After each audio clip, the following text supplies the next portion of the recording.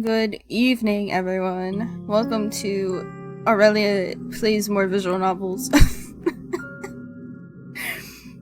I can't help myself. I like them. I like reading them. Is that a crime? Is it a crime to like visual novels? I think not. I think visual novels are fun, even though it's basically just reading a book. They're poisonable. Yes. Yes, exactly. Exactly. Hello, Apple. Welcome in. I have themed my whole setup for this game. I don't know why I felt the need for it. Hello. Hello. Hello. I don't know why I felt the need for it. But I did. I'm sure you can tell, judging by the dull overlay that I have right now. Extremely dull.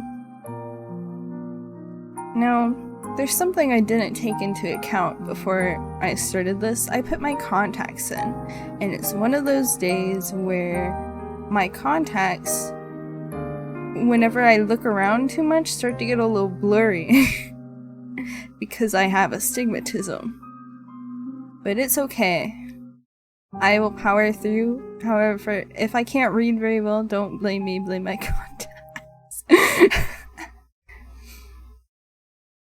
I'm gonna try to do like a dramatic reading. You can laugh at me if you want. I'm gonna laugh at myself too. But yeah. Mitch Motown. I missed the Cinderella phenomenon streams where I bitch about the male love interests. Yeah, this one has female love interest. Well, I don't know if they'd be love interests per se. I guess they are. There are bad routes, which, as you can assume by them being yandere, they aren't. They're pretty bad. You will die. Also, speaking of Cinderella phenomenon... Kuxip Goblin.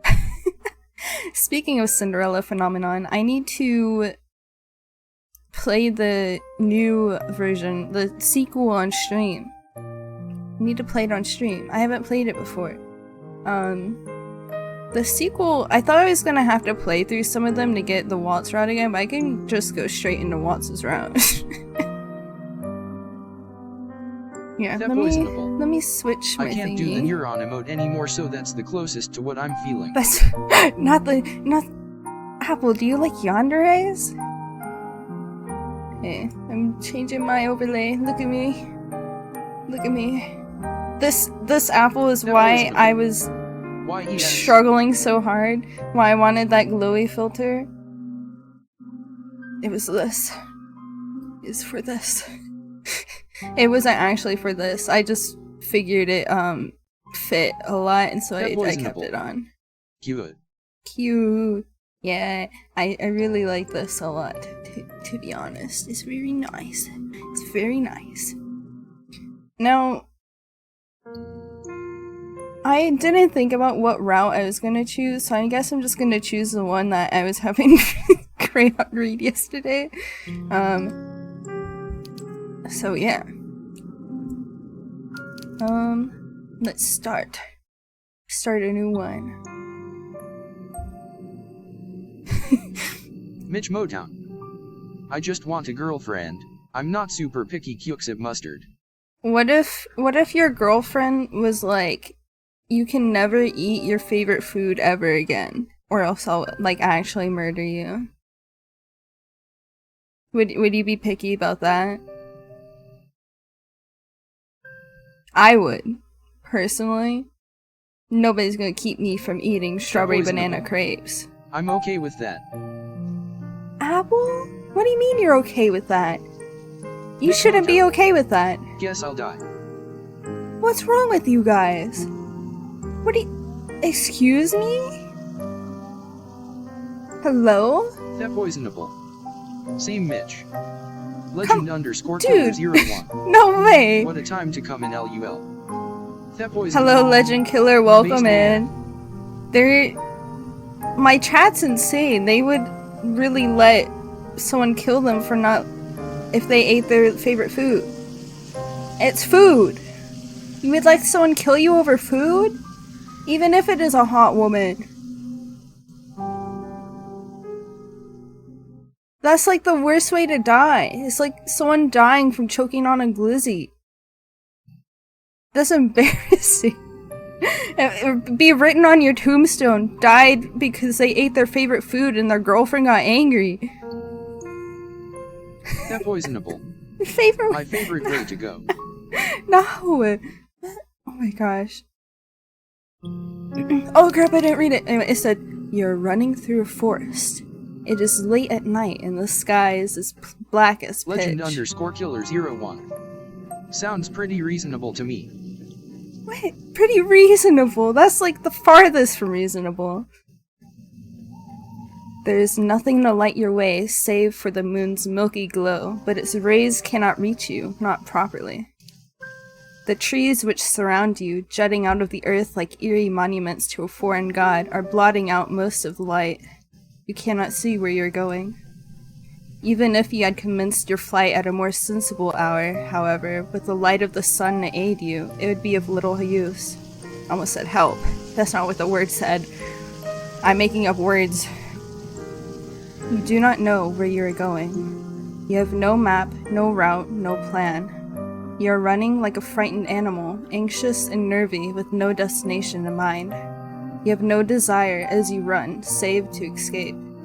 You cannot let yourself be caught. Can you guys hear me okay? Do I need to move my thingy up? I'll move my thingy up.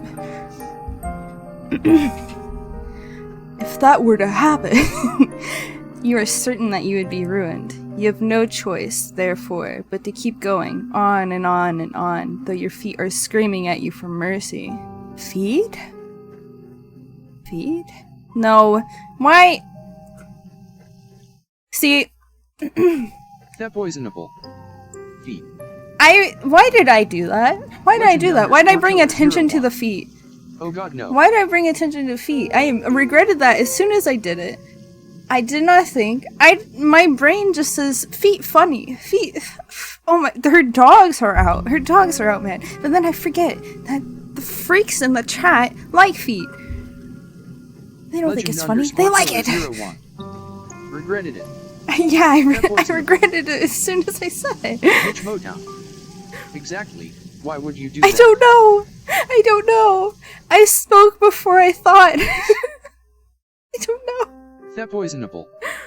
That boy 20 apple smile feet. No more feet, please. No more. That was my fault. I can't blame you guys, but please. Please. Utopia TV. No thoughts. Thank you for the follow, Legend Killer. Also, yeah, my here is very empty, Utopia. Extremely. Extremely so.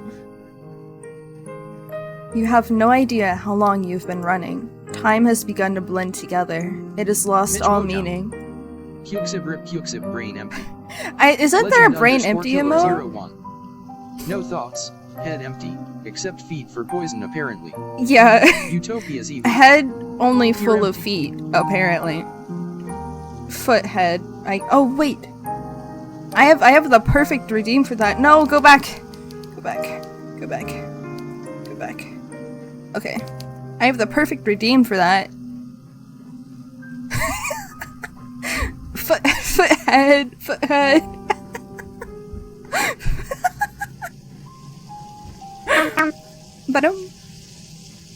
The TVH creatures arrived. Utopia's EV. Food head. Food head? Mitch Motown. Woo. Foot head. Good thing I remembered Utopia's to open my tits, because I almost forgot. Autocorrect. Utopia, are you in your phone? I love autocorrect. LMAO. Food head. Utopia's EV. Yes. That poisonable. Open your what, babes? My tits! You know tits! Twitch integrated throwing system! You know what it is, Apple! 01. Blame autocorrect Kappa.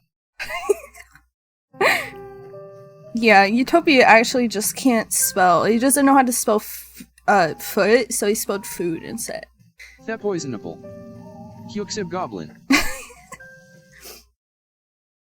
Something sharp snags at the hem of your skirt, but you do not have the luxury to pause and examine what has happened. Instead, you tug. Your skirt tears, the sound splitting through the forest, and you stumble forwards with a shocked gasp. You're free, but at what cost? Utopia's EV. I can't spell foot not like this. Not like this, not like this. I guess you need to go back to spelling school, Utopia. Your skirt has been irrevocably damaged. It might be too late to worry about such trivial matters now, though. If you do not start running again, and soon, she will catch you. Then, your life will be over. You do not know if she is still following you, but you do not want to risk looking over your shoulder. If you were to see her silhouetted beneath a tree, looking at you with that sickly, sweet smile which once ensnared you, you would lose what little nerve you possess. Your legs would lock up and your blood would freeze in your veins. Then you would crumple. You would fall, but you would not hit the ground. She would be there to catch you. Did she not promise, when you made that contract, that you would never be alone? Legend_killer01. Running through dark forest. Oh no, my skirt is torn. Yeah, I haven't played this all the way through, but I did play a little bit to make sure that, it was safe. Legend_killer01. And just to see what the story was like. And there's a line that's gonna come up, because I'm gonna play the same route that I played just a tiny bit of, where it kind of implies that she's, a little bit stuck up. Maybe not a little bit, maybe a lot of it. You would like to take back that silly wish of yours, but it's too late for that. It's too late for a lot of things. All you can do is run. LUL. You run and run and run while icy fog swirls about your feet. It is cold enough to sap the heat from your body, and you shudder from it. It feels as though you are drowning. It feels as though you are being buried alive. Your knees and your shins, meanwhile, are bleeding. You cannot endure much more of this, but if you value your own life, you must. You run and you run and you run until, at long last, you reach a fork in the road. What'd you throw at me? What'd you throw at me, Apple? What was that? That hurt! That hurt, you know. That hurts. That poisonable. A present. A present? What kind of present? Maybe I'll forgive you because it's a present. Maybe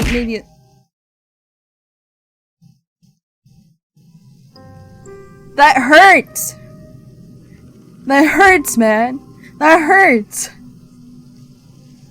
Can't believe you! Legend_killer01. LMAO. That poisonable. That one broke your audio, LOL. Okay, that one might not have broke my audio. It might have been because I, sometimes if I don't do all of my redeems... That one looked like a kazoo. It's very possible. It might have been. I don't remember what things I have in my tits to be able to be thrown. Whoops, go back. Sometimes when I don't do all of my redeems or like my little emotes, toggles, that's the word I'm looking for. When I don't do all my toggles, it lags a second, and that's probably what happened. So what if I just toggle them all real quick to get the lag to go away? Oh, what was that? Scared me. That scared me. That poisonable. LMAO. Alright, they should all be non-lagging now. That was so loud. That was so loud in my ears, you don't even understand. There are 3 paths which split off through the forest. Well, 4 if you count the path down which you came. You cannot exactly double back on yourself though, not when you have put so much effort into running forwards. You can only press on. The 3 paths are signposted, which is something of a strange sight given you are so deep in the forest. May not be bleeding now. I'm sorry guys.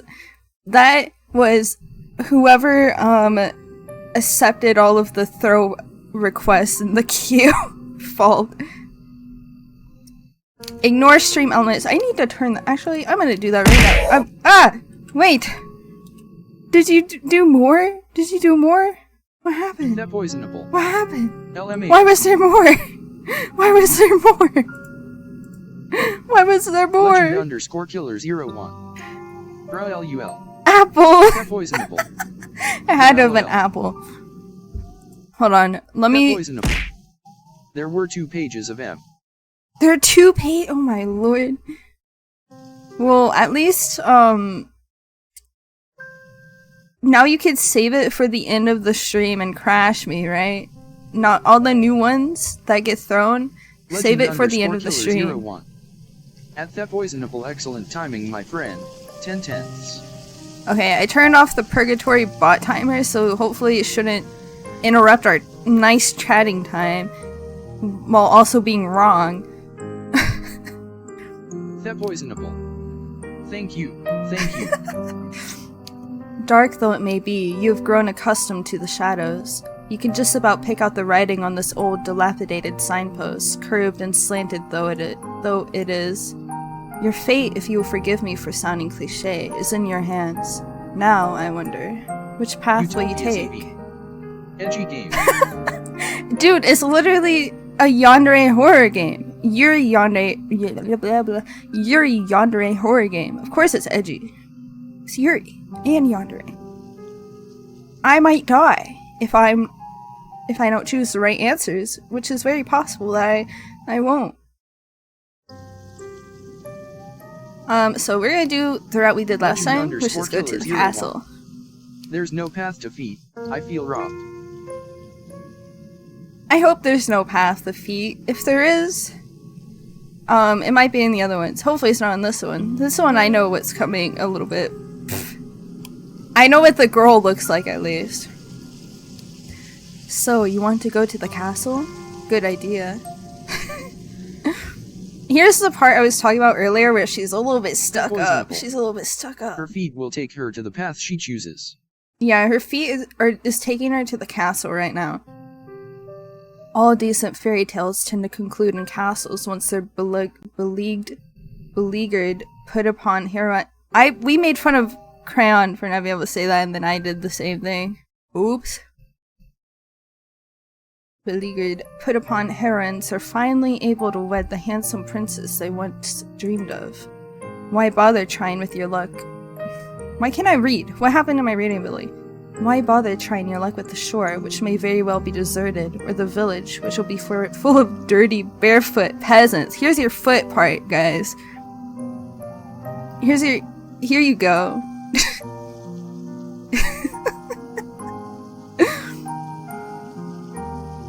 It is far better to skip the suffering and go straight to the grand finale. Utopia TV. Became dyslexic when you hit the start stream button. Yeah, apparently. I was literally reading earlier today. I got this book I'm almost done with. I have like 100 pages left, called The Bear and the Nightingale. I was reading that before stream, and now I can't read all of a sudden. What's up with that? That is very astute of you. I did not realize you had it in you to be so mercenary. I can only wonder what you will uncover during your moonlight meanderings. Now I'm just, like, messing up words. I'm not reading it right, I'm just stuttering. Streaming is a curse. The night is far from over, and your adventures are only just beginning. I hope only that you've brushed up on your curtsies. They might come in handy when one is interacting with the sovereign. Royals can be temperamental, after all. If you fail to treat them with the prerequisite amount of respect, you might come to regret it. You follow the path which leads to the castle, supporting yourself on weary, aching legs which feel ready at a moment's notice to detach from your hips.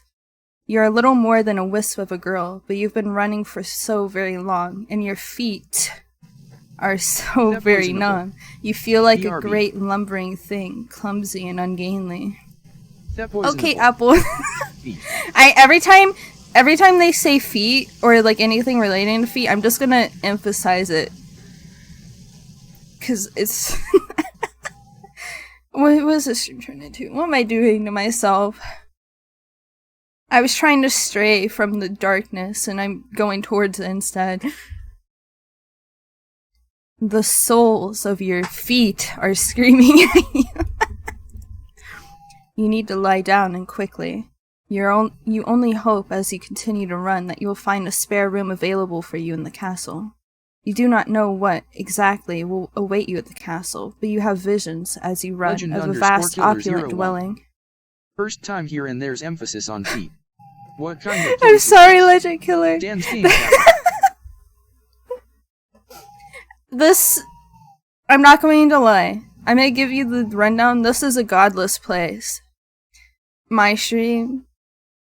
The feet gets brought up every stream somehow. And usually, this time it was my fault. Usually it's not my fault. Right? Chat just brings it up. It's because our Discord server has an ongoing feet joke, because one of our mods really hates feet to the point where he doesn't even like seeing them or even really hearing them mentioned. And this was a little evil of me. Oh god, LMAO. But there used to be this gif on Tenor. It's not a joke. It's a way of life. Mitch, you be quiet.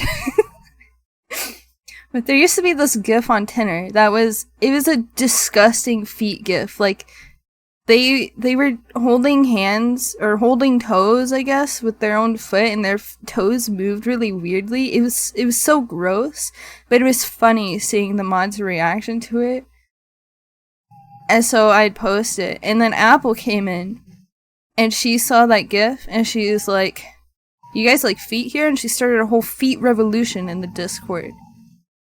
And now there's the anti-feet people and the feet lovers in the Discord. There's a whole war. Legend_killer01. So basically you torture this poor mod LUL. Yeah. A little bit. GG whenever you come in here, I'm sorry.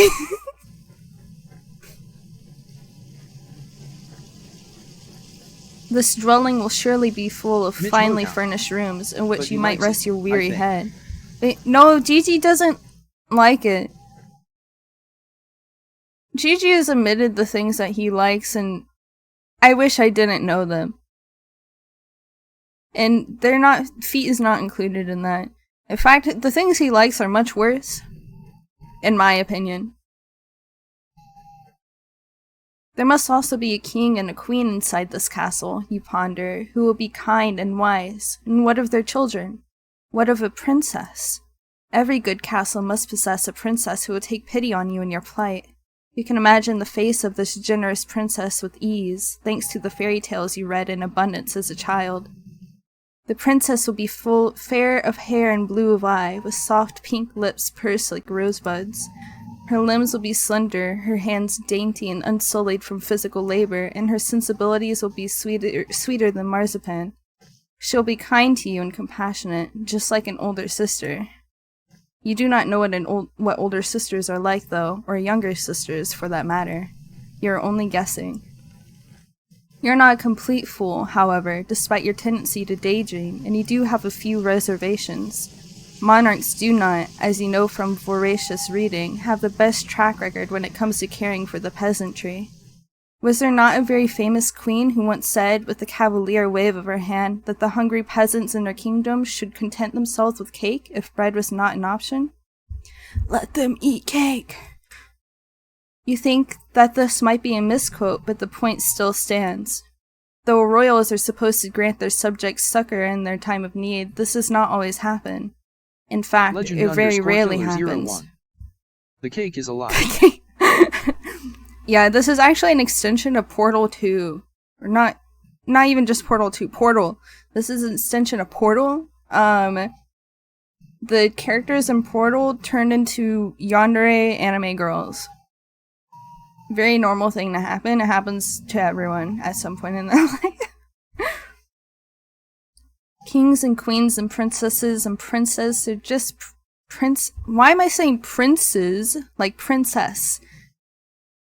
Kings and queens and princesses and princes are just people at the end of the day, and they are subject to the same caprices that our humans are. They can also be careless and selfish and inconsiderate. There's no guarantee that this mythical princess of your imagination will help you. Why, there's no guarantee that this mythical princess exists at all. Still, you must try. It is this hope which keeps you going. I'm gonna mess with my thing real quick, because when I look down, it closes my eyes. Killer01. Princesses and Princess Kappa. Princesses and princesses. Princesses. You continue to run to the castle. It takes some time before you finally emerge from the woods, but finally you do it. How much time, you ask? I cannot answer that. Did I not say that time had begun to lose all its meaning? The forest is behind you now, at least, and all the awful nightmares which dwelt within it. It is still cold, though, and foggy, and very, very dark. The sun has yet to rise. You can see the moon more clearly now, though, as it hangs above your head, round as any pearl or orb or crystal ball. Okay, so this is something that I need to ask, because neither of us were able to find answers. This here, do you see my, yeah, you can see my cursor. Though, where it has a comma before and a comma after it. Is that grammatically correct? Is that, because usually I see it just before the though and not in between it. I figure it's for like emphasis, but I couldn't tell if it was actually correct or not. And me and my friend, we've been kind of debating over it. Like, not debating, we both don't know, we don't have a side. We're just like, what's happening here? Which way is the right way? Which way's better? Legend_killer01. It might be. Or it could be that comma type that's not necessary but can still be used. Oh, that's true. Mitch Motown. It depends, but you need to ask the one with the English degree. Neone's busy playing Webkins. Probably. She's been freaking playing, oh, I can't remember the name of the game. She's been playing Webkins obsessively recently.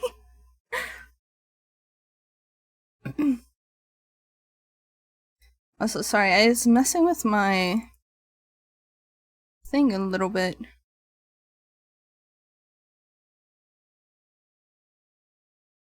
My VTube Studio is a little messed up.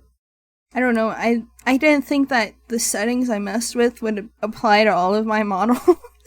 So, oops. The moonlight shines down upon the castle, which looms in front of you like a cliffside. The stone edifice of the building is imposing, and it drowns you in shadows darker than the depths of the deepest ocean. The castle is not at all dark, though, not like the night sky above it. When you crane your head, you can see that there are lights flickering within, in the narrow, slitted windows. It would appear that somebody is home. The king and the queen, perhaps? What of their servants? What, perhaps more pressingly, of their guards? You half expect, as you stand there, that armored knights will accost you for daring to approach the castle of King and Queen so-and-so. Do you not know your place, foolish peasant girl with the dirty skirt? Begone with you! You are not, of course, a peasant. Your family is a wealthy one, or, rather, they were, before your father made a series of poor financial decisions. You do not look like a young lady right now, though, with your dirty face and your dirty skirt, which is torn at the hem. If any guards were to take you for a vagrant, it would not be surprising. But though you stand there dithering, your filthy fingers hooked in the front of your filthy skirt, you do not hear any cries. Nobody sounds the alarm. Lights might be on inside the castle, but there is nobody outside of its perimeter standing sentry. There is nobody to impede your entry, and the elaborate iron gates, which are set into the vast stone walls about the castle's exterior, are open, just a crack. It would be a trivial matter to slip inside. There is nobody to stop you. Why are you trembling now, you silly thing? You have come so very far. It would be an act of foolishness to turn around now. Go on. Go. You inhale, perhaps in an attempt to screw up your courage, which has at long last begun to fail you. And then you step forwards. You slide between the wrought iron gates, as stealthy and as secretive as a thief, and cross the path which leads up to the tall, imposing structure. The domed doorway which leads into the castle itself, hewn from stone, is closed, but at a push of your palm it swings inward. The door creaks alarmingly as it opens, the sound loud enough to split the silence like a thunderclap. You inhale at this and glance around, your eyes darting hither and thither.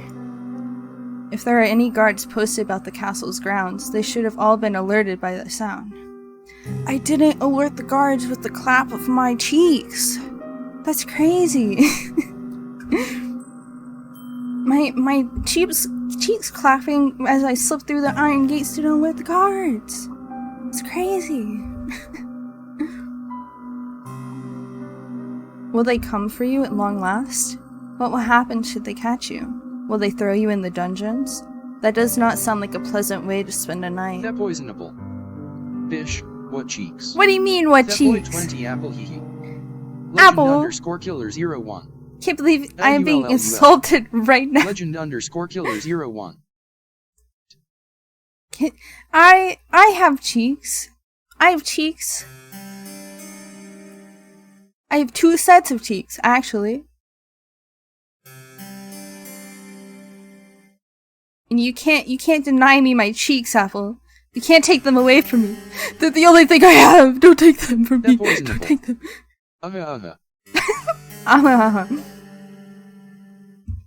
At least you would have a roof over your head, though, and you would not have to keep walking. Your feet really do ache. You stand there for an indeterminable amount of time, your heart pounding a panicked, irregular rhythm in the base of your throat. But no matter how much time elapses, Elapses? That sounds wrong. Elapses? Why does that sound wrong? Is that right? Elapses? Oh well. It's right now. If it was wrong. No guards come. You're thankful for your good luck, though it does make you wonder, where is everybody? Why, it is almost as if all the people in the world have disappeared. The guy who stole my diary just died. My thoughts are with his family. No! Welcome in, Vox Cruise. How have you been? We're reading a horror visual novel. However, I feel like I'm making it not very scary because I keep making jokes. Could you be the very last human left alive? You frown, then press your palm back against the door. You push less cautiously, this time, heedless of the loud sound which splits the silence. Okay, that one caught me off guard, LMAO. What, the pun, or the sound? _Vox_Cruz. A little bit of gloom, a little bit of doom. But hey, gotta look on the bright side of life. Of course, you always gotta look on the bright side. Just like how you have to, I don't know what it is, but when I find it, I'll look on it. Oh yeah, the Legend joke. _killer01. Vox Cruise always The has the joke best LMAO. puns. Where I Legend don't know if they're _killer01. consider them puns. They're God like damn it, LUL. they're like dad jokes / puns. They're a very specific kind of pun joke.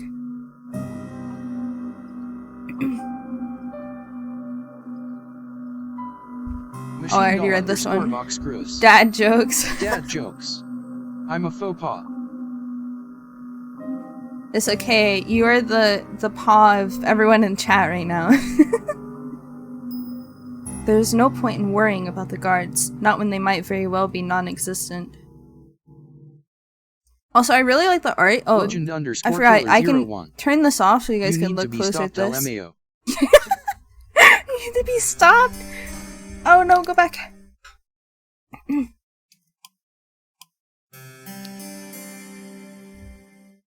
Your entry to the castle secured, you then take a step forwards. The doors swing shut behind you, and the resultant slam makes you jump. You did not expect it. Your heart knocks against your ribs, and with wild eyes you glance about.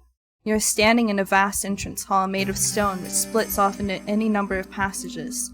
At the very end of the hall, meanwhile, there is a large, elaborate staircase, one which seems to extend to the heavens themselves. So the guards couldn't hear the non-existent sound of cheeks. Neither are their kappa.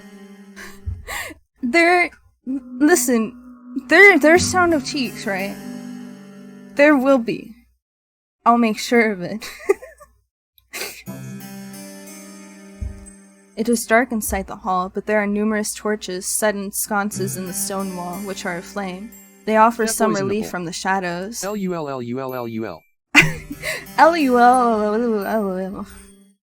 Machine doll _Vox Cruz. The clap of her cheeks is silent. Silent but deadly. No. They're loud. Like, oh my god, this is so strange. It's like if you were clapping your hands together. I'd be walking down the stairs and you just hear it.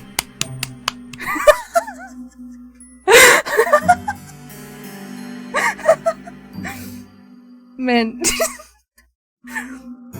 Legend _killer01. As loud as clapping with one hand.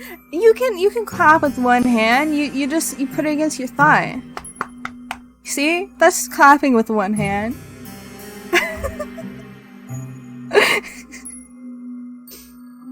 You can hear the faint sound of the wind outdoors as it moans against the castle's impervious walls, but you cannot hear any footsteps. You cannot hear any voices. You cannot, more importantly, hear any people. Maybe the castle is empty. If that is the case, though, then who lit these torches? It is a curious conundrum. _killer01. This is madness, LUL. This is madness. Machine doll _Vox Cruz. You win this round, but we're watching you, Kuxips Wazowski. Always watching. Always watching.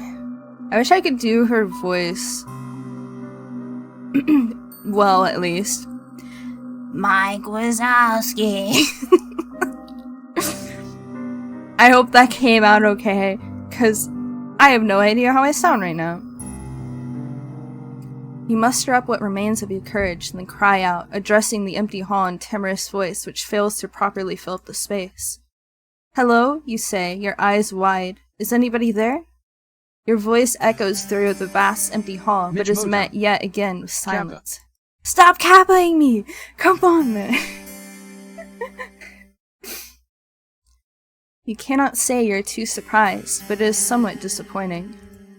Not one to be deterred, you try again and again, your voice growing louder with each subsequent attempt. No matter how loud your voice is, however, it fails to reach any ears. If anybody is here, they do not seem to be particularly sociable. That, or perhaps they simply cannot hear you. Machine doll Could they be in another Vox room? Cruz. You know, I just found out Albert Einstein existed.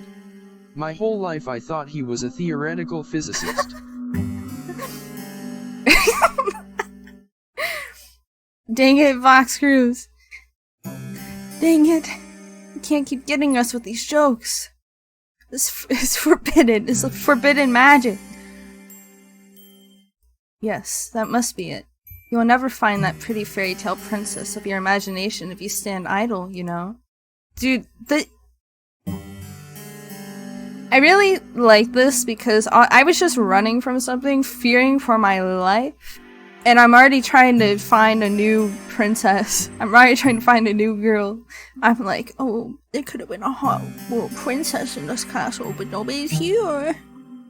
Machine doll _ Vox Cruz. I have mastered the forbidden magics. You definitely have. The forbidden magics of jokes. Machine doll _ Vox Cruz. Somebody had to. I guess somebody had to. You're gonna make someone drop dead someday by saying the wrong forbidden joke magic. It is time to get to work. Put those legs of yours to good use. Not knowing what else to do, is there anything else you can do? You begin to explore. You examine the rooms first on the ground floor of the castle, which are of a similar scale to the impressive entrance hall, large and richly furnished, but utterly unoccupied. After some time of aimless meandering, encountering nobody save the ghost of Aeon's past memorialized? What is happening? Am I having a stroke? On portraits upon the walls, you muster the courage to ascend to the second floor. This floor, too, you examine, wandering through a seemingly endless series of hallways until, at long last, you find a door which is ajar. That poisonable. Abida K. Apple's about to murder someone. Apple, not now. You gotta wait a little bit. Find someone you truly want to go to jail for murdering. That is a joke. I do not condone murder in any sense or form. Anything I say is not fact or truth. Stream, I guess. And I do not condone it. Machine doll _ Vox Cruz. Abida Kebab. After stream, I guess. Who were you planning on getting, Apple? Legend _ Killer 01. When is a door not a door? When it's a jar. No! That poisonable. No! That boy 20 Apple smile. I guess if it was a jar, it wouldn't be a door, right? From the clack? From between the crack in the door and the jamb, you can see flickering light. At Legend _ Killer 01, I'm so irregular, proud. Yes, but is light nonetheless. Vox Cruz is corrupting my chat with jokes. I'm not even gonna have a chat anymore, it's just gonna be dad jokes. Could it be from Legend a fireplace? _ Killer 01. At Machine doll _ Vox Cruz, I have a good mentor Kappa. Vox Cruz is gonna mentor everyone. Next thing you know, Apple, who hates the jokes the most, is gonna start saying them in the chat. Apple's gonna be corrupted. That would suggest then that this room is occupied, unlike all the others. Perhaps the kindly princess you dreamed of will be awaiting you in this room. It is with a trembling hand that you press your palm against the door. You push it. Then you step inside the bedchamber, which unveils itself to you. Shyly, you stand in the threshold of the chamber, much of your courage extinguished, and gasp. The bedroom itself is gorgeous. It is a chamber so luxuriant that not even the shadows can obscure the fine craft of the furniture within it, nor the rich patterns on the walls. It is the girl inhabiting the chamber, however, who truly takes your breath away.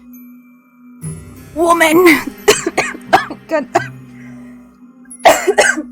Sorry, I got a little bit choked with that. Oh my god, what happened?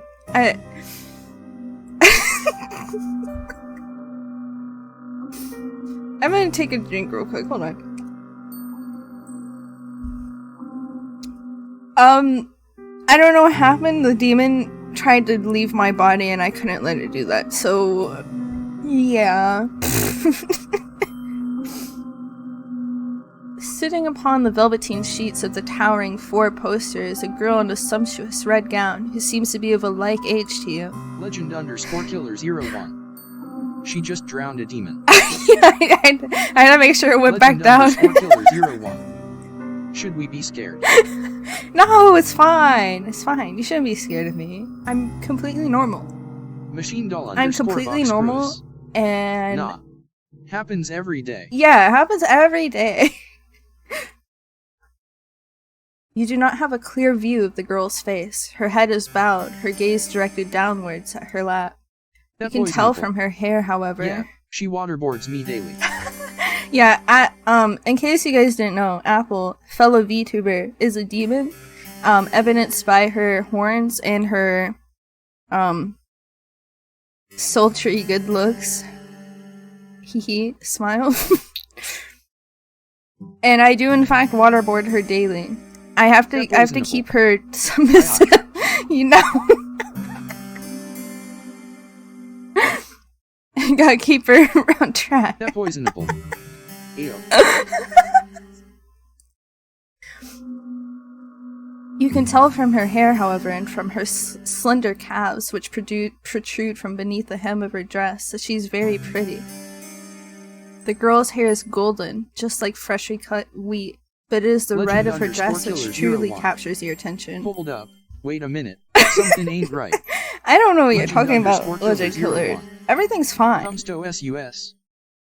Everything's fine. She's so striking that you cannot look away from her. Sorry, this picture got me last time too. Look at this.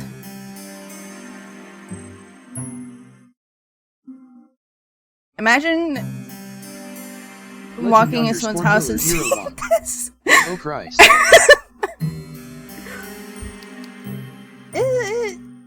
Yeah. The girl is not alone in her chamber either. She has a companion, though this companion is not half so endearing as she. Oh god, it's Annabelle. No, she's blonde. Wait, is Annabelle blonde? I don't remember what Annabelle looks like. Nope, kill it with fire. Machine doll underscore box She's screws. a baby. Burn it with holy fire. It's a baby, guys. Come on. In her lap, perched upon her velvet skirt, is the doll.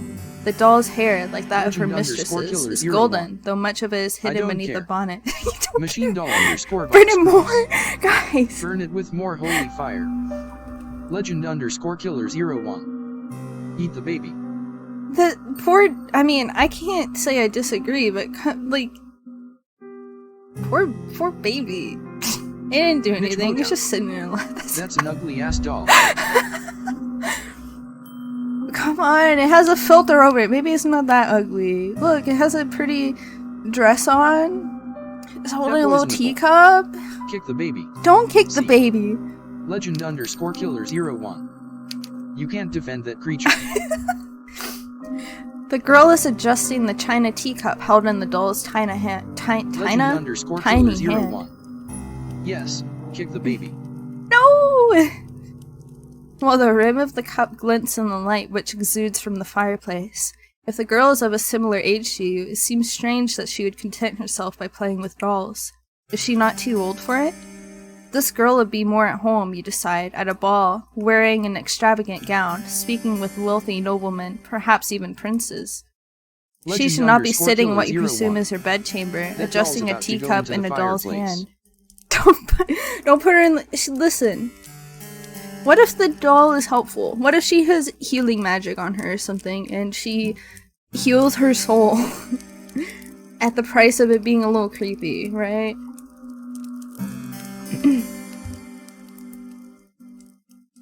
But you are not afforded much more time to stand there marveling at the girl because she turns. 01.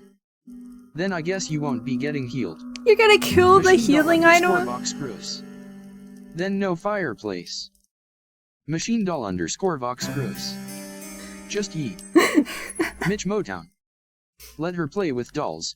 Quit assuming things. Yeah. You know, the main character of this is kind of like I said, she was a little stuck up. She called the village people dirty barefooted peasants, so I can't say anything about the dolls. I own a few dolls myself. And no, I'm not talking about my anime figures. I have... Ow.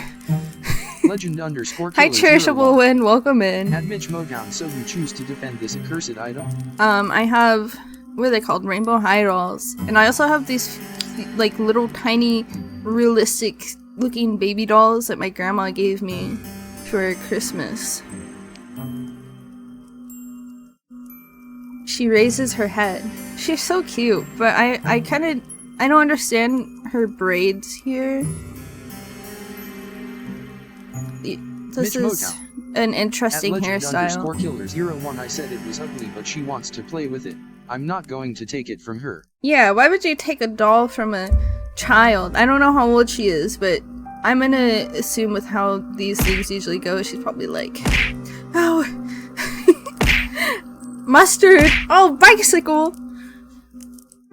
You're throwing, where'd you get those stuff, Cherishable? So many things are being thrown at me. Apple! Apple's raining too! A bear! I need to go scour Twitter for more meat! He threw meat at me! _wind. I don't know. I just like tossing stuff. Honestly though, I understand. One of our fellow VTuber friends, Poppy, used to have a throw fish with the tits. @legend_killer01. Nah, see, we eat the baby, but eat them at kuxips. You know, the TTSs make it sound like you say you eat the baby. She can keep it for now. Dan's game. I don't really want it. I don't really want the baby. No, thank you. You can. You did it her. You did it the girl right here who has a baby. You don't even have to take it from her. Just stay away from it. Why are you touching it? Oh, but as I was saying, our beloved VTuber Poppy used to have a fish redeem, and for a subathon, she said that she would set the fish redeem to 1 channel point, and she got drowned in fish. There were so many fish. There were so many fish. She raises her head, then her eyes meet yours. You thought the girl pretty when you first observed her, sitting on the edge of her plush velveteen bed, examining her doll. Support slave in Overwatch. Machine doll okay, Cherishable, have fun in Overwatch. @legend_killer01. I hope Sounds being like a ye old support slave is fun for you, and it's not sufferable at all. The entire chat was throw fish one, and the tits sound effect became unbearable. Yeah. Yeah, Mitch was there too. It was a fun time. I remember Poppy was getting upset too because she was trying to read something and chat just kept throwing fish at her. Buster got thrown at me again. Now she's looking at you, however, her face illuminated by the flames in their grate. You can see that you're mistaken. She's not just pretty. She's beautiful. So much so, it is breathtaking. I love the Kiriko V sniper matchup. You see, you're about to go insane on those snipers. She looks as though she's stepped out of the pages of a picture book. She's simply too perfect to belong to this world. Perhaps she's some kind of vision, a waking dream, a hallucination? But no, she's none of those things. The doll in her lap is a cold, hard thing made of porcelain, and is unflinchingly, reassuringly real. If she were a mirage, surely she would not be able to handle physical objects such as this. It is strange, though. The doll, though immaculately made, looks oddly imperfect when compared to the girl who is holding it. She's so startlingly beautiful, she even puts man-made representations of feminine charm to shame. That sounds weird that a baby doll is I really do though. Representation of feminine charm. Give up and switch. Had another widow simply just leave. I diffed the widow and Ash then got targeted a whole game. @cherishable_wind. Love Kiriko. You're making people actually rage quit the game. It's so funny. I think it's funny when people rage quit. Especially when they're being straight up tryhards. @cherishable_wind. Double headshot go BRRR. Double headshot go brr. The sight of her makes you feel rather weak. You always have had a fondness for fair maidens, haven't you? You're rather hopeless when it comes to them, even worse than a knight errant from a courtly legend. Imperfect. Gee, with how it looks, I'm surprised. That boy's evil. I like making sweaty people rage quit. Yeah, making sweaty people rage quit is the best. But it's not the best when I'm sweaty and I'm angry. Yeah, the doll is a little creepy. But it only looks creepy compared to her, obviously. She's the one that's making it look creepy because she's so beautiful. Your aesthetic appreciation is not particularly ladylike, but, well, it is not every day a girl encounters an elegant beauty like this, attired in red, illuminated by the firelight. I suppose I can forgive you for this rudeness, as too can the girl. She does not seem the type to hold a grudge. Look, she's so happy.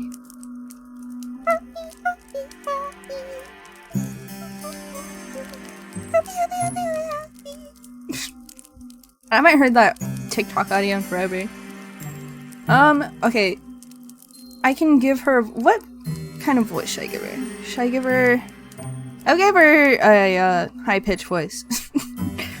Or not, like an anime girl voice. That's what I meant. Oh, the girl says, in a voice that's, surprisingly enough, far less refined than her appearance. It is good to see you. I've been waiting. Oh, has she? That is news to you. You blink, perplexed, a response on the tip of your tongue, but you are unable to expel it into the ether. The girl is setting her doll aside. Then she stands, the hem of her dress swishing about her legs. Nimbly, like a ballerina, she canvasses the space between you. Her room is so very large, there's quite a lot of space. Then takes your hands in her own. You must... Oh my gosh. How do I make her sound like... What is the word? Childish, I guess? You must. Is that good? Is that good enough? You must, the girl says, her eyes aglow with excitement. Be my new lady's maid. It's been a while, but it's such a relief that you finally arrived. I knew that you would. You'd never leave me alone, not when you knew how long I was waiting. Oh, I'm so happy. The girl's good mood is contagious, so much so you find yourself being swept away in it. You're tempted to accept any identity she might press upon you. You have never been a maid before, but you might not mind being this girl's maid. She does not seem like a poor mistress to serve, nor she always is kind. You cannot mask the confusion, however, which flickers across your face. You are not a good enough actress, and in any case, this is all happening too quickly. Why, you barely know this girl. Why is she being so very familiar? It is with blank bovine eyes that you examine the girl. Your befuddlement is pronounced enough that even the girl, despite her good mood, notices it. She frowns. Then she says, her fingers sliding away from your own. Or am I mistaken? Are you not my new lady's maid after all? The disappointment in the girl's face is abundant, so much so your heart clenches. You do not know her, she is still a stranger, but you are struck, all of a sudden, with the intense desire to appease her. You do not want to let her down. The thought is devastating. You are not aware, you tell her, that you had applied to be her maid, but if that's what she wills, you would not be opposed to it. You pray that she forgives you, though, for your discombobulation. You come from a distant country, and you have traveled for many miles. You know not where you are, and you do not know who she is. What? You don't know who I am? It is regrettable, you tell her, but no, you do not know her, though that is no fault of her own. Why, you have spent such a long time running, you hardly even know yourself. Ah, so you're a fugitive then? From another country? I see. I won't pry into your past then, if you'd rather forget about it. I don't mind sharing my past with you, though. Everybody in this country knows who I am, after all, or at least they should. Now this is quite the impressive boast. If it were to come from the lips of another, you'd find it unpleasantly arrogant. I like this voice. This You do not think, however, that this girl is trying to show off. You get the feeling, instead, that she is merely telling the truth. If you don't have the pleasure of knowing me, then allow me to do the honors. My father and my mother were the king and queen of this realm, and I am its princess. I've lived in this castle all my life, so I don't know much about the outside world, but I know that other countries do exist out there. I presume it is from one of these foreign countries that you come from. It's very good to meet you. I've always wanted to talk to somebody from overseas. It feels like quite the opportunity, The girl giggles at this, and you smile in response. You tell her, unthinkingly, that it is your pleasure, really, to meet her, or at least you mean to. You only get halfway through this remark when the full gravity of what the girl has told you sinks in. You come to a stop. Then you stare. Did she just say she was a princess? Yes, that's right. I am a princess, and one day I'll be a queen after I've done a little bit of growing up. My ministers don't think I'm ready to run the country just yet, but I've been doing my best at my lessons. One day, I'm sure I'll be the best queen there ever was. So, she really is a princess. That makes sense, you suppose, given she lives in a castle, but it comes as a surprise regardless. You hadn't known before you entered this chamber that you were trespassing on a lady of such great renown. Why, if she willed it, she could have you executed for your carelessness. An ugly red flush creeps up your face, a flush which is far more lurid than a princess's dress, and you look to your feet. Bashfully, you stammer out a new address. I need to rest, I saw why. What you BBG? It's okay, Apple. Go get some rest. Don't be sawai. Apple, goodbye, Apple. Make sure you drink lots of water and take medicine. Rest up, and I hope you feel better. Bye, Apple. Ow! Of course you had to hit me before you left. This is domestic abuse. Night, Apple. Have a good rest. This is domestic abuse.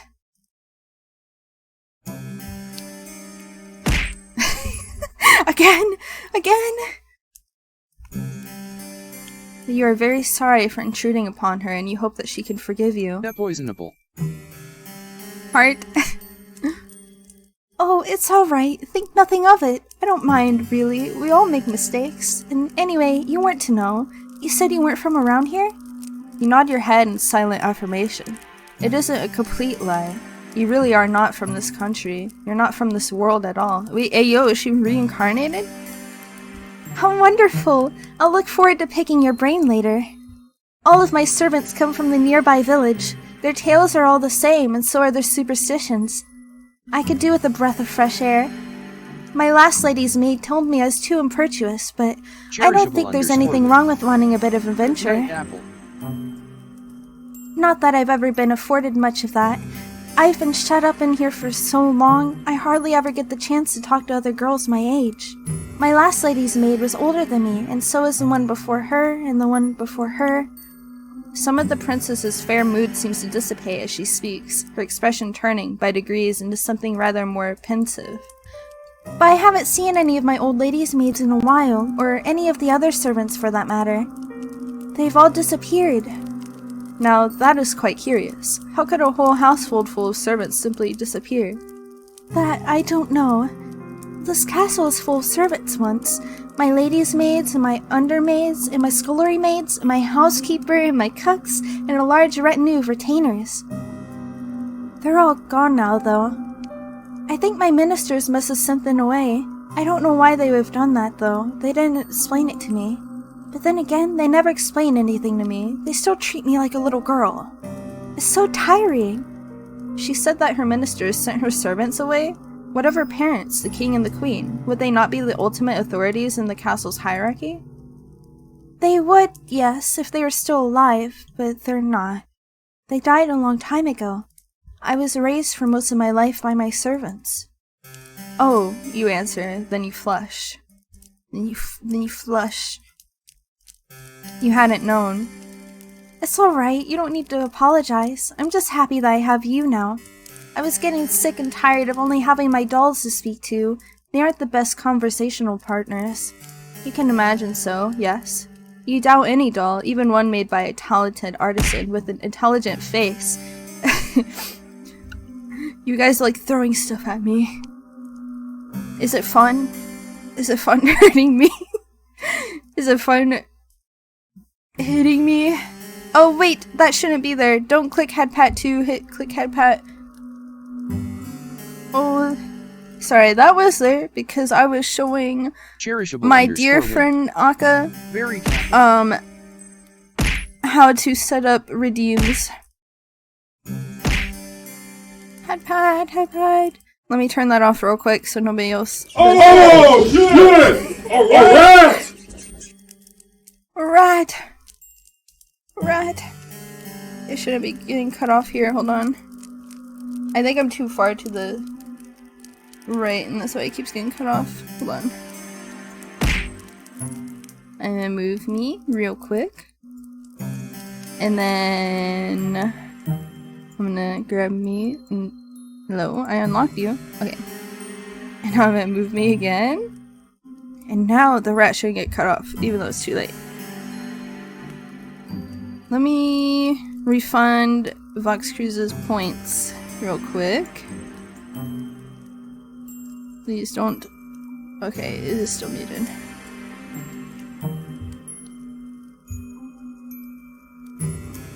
Where is it? Oh, did I already give you points back, Fox?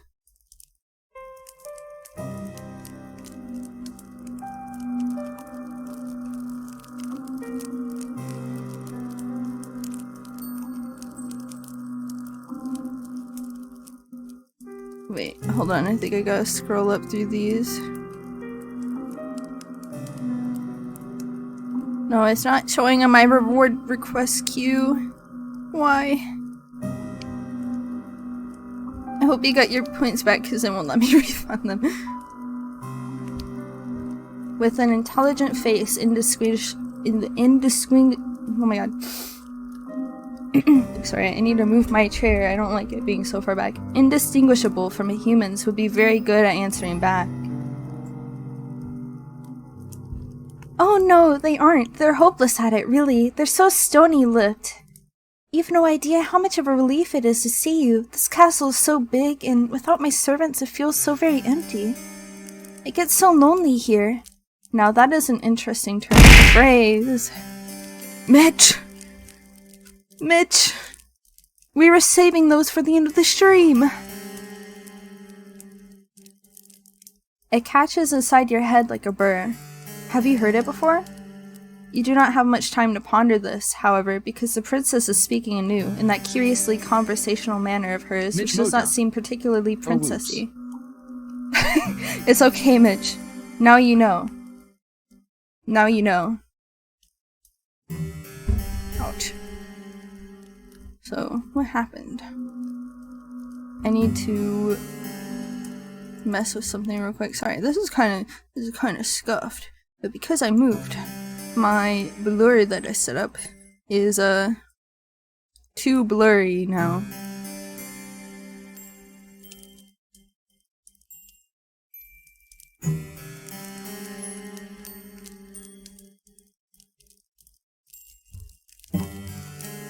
Okay, that should be fine. There we go, it's fixed. Maybe she learned how to speak from her servants. That would explain why her consonants are so unrefined. Oh, but listen to me, yammering on again. It's a bad habit. I really must put a stop to it. You're probably tired, dear one, from your travels. Would you like me to show you to your room? Oh, I was so confused. Yes, the princess announces before you can say anything in reply. I think I'll do just that. I might show you a bit around the castle first, though. It's like a maze in here, and I wouldn't want you getting lost. You'll be staying here for quite some time, after all. The princess then hastens to take you on a tour of her home. Fortunately, she does not show all of the rooms in her abode, and neither does she offer overly long descriptions as to what the few rooms she does show you are used for. She does, however, pause by the kitchens, where she offers you some victuals. Once the growling in your belly has been satisfied, the princess then resumes her journey. She leads you down a dark, twisting hallway, and up a series of equally dark, twisting steps until she arrives, at long last, before a door. The princess pushes this door aside summarily, thus permitting you entrance to a small, humble bedchamber. This chamber is not half so opulent. Why am I adding extra letters to words? It's not half so opulent as the grand bedroom in which the princess resides, with its resplendent or poster and its richly patterned wallpaper. This room's ceiling is not as high, and the singular bed shoved against the wall is thin and narrow. The walls are an unamusing beige, and the floor beneath your soles is of warped wood. There is a malodorous scent too which hangs in the air, one of disuse and general decay. You get the feeling that nobody has slept in this room for quite some time. That might explain why it feels so very cold in here. Though, if the princess's tour of her castle has taught you anything, it is that it is cold in every room in her abode. Now here we are, the final stop of our tour. This'll be your room, dear one. I hope it's to your liking. The princess, despite her exalted status, looks somewhat uneasy as she observes you, her eyes upturned like those of a loyal dog's. Is she concerned about your reaction to this room? Perhaps she is afraid that you will turn your nose up at her kindness. For a princess, she is awfully eager to please. This unexpected contrast between the princess's lofty title and her ingratiating attitude makes you smile. This room is rather scanty, yes, when it comes to its contents, but is more than passable.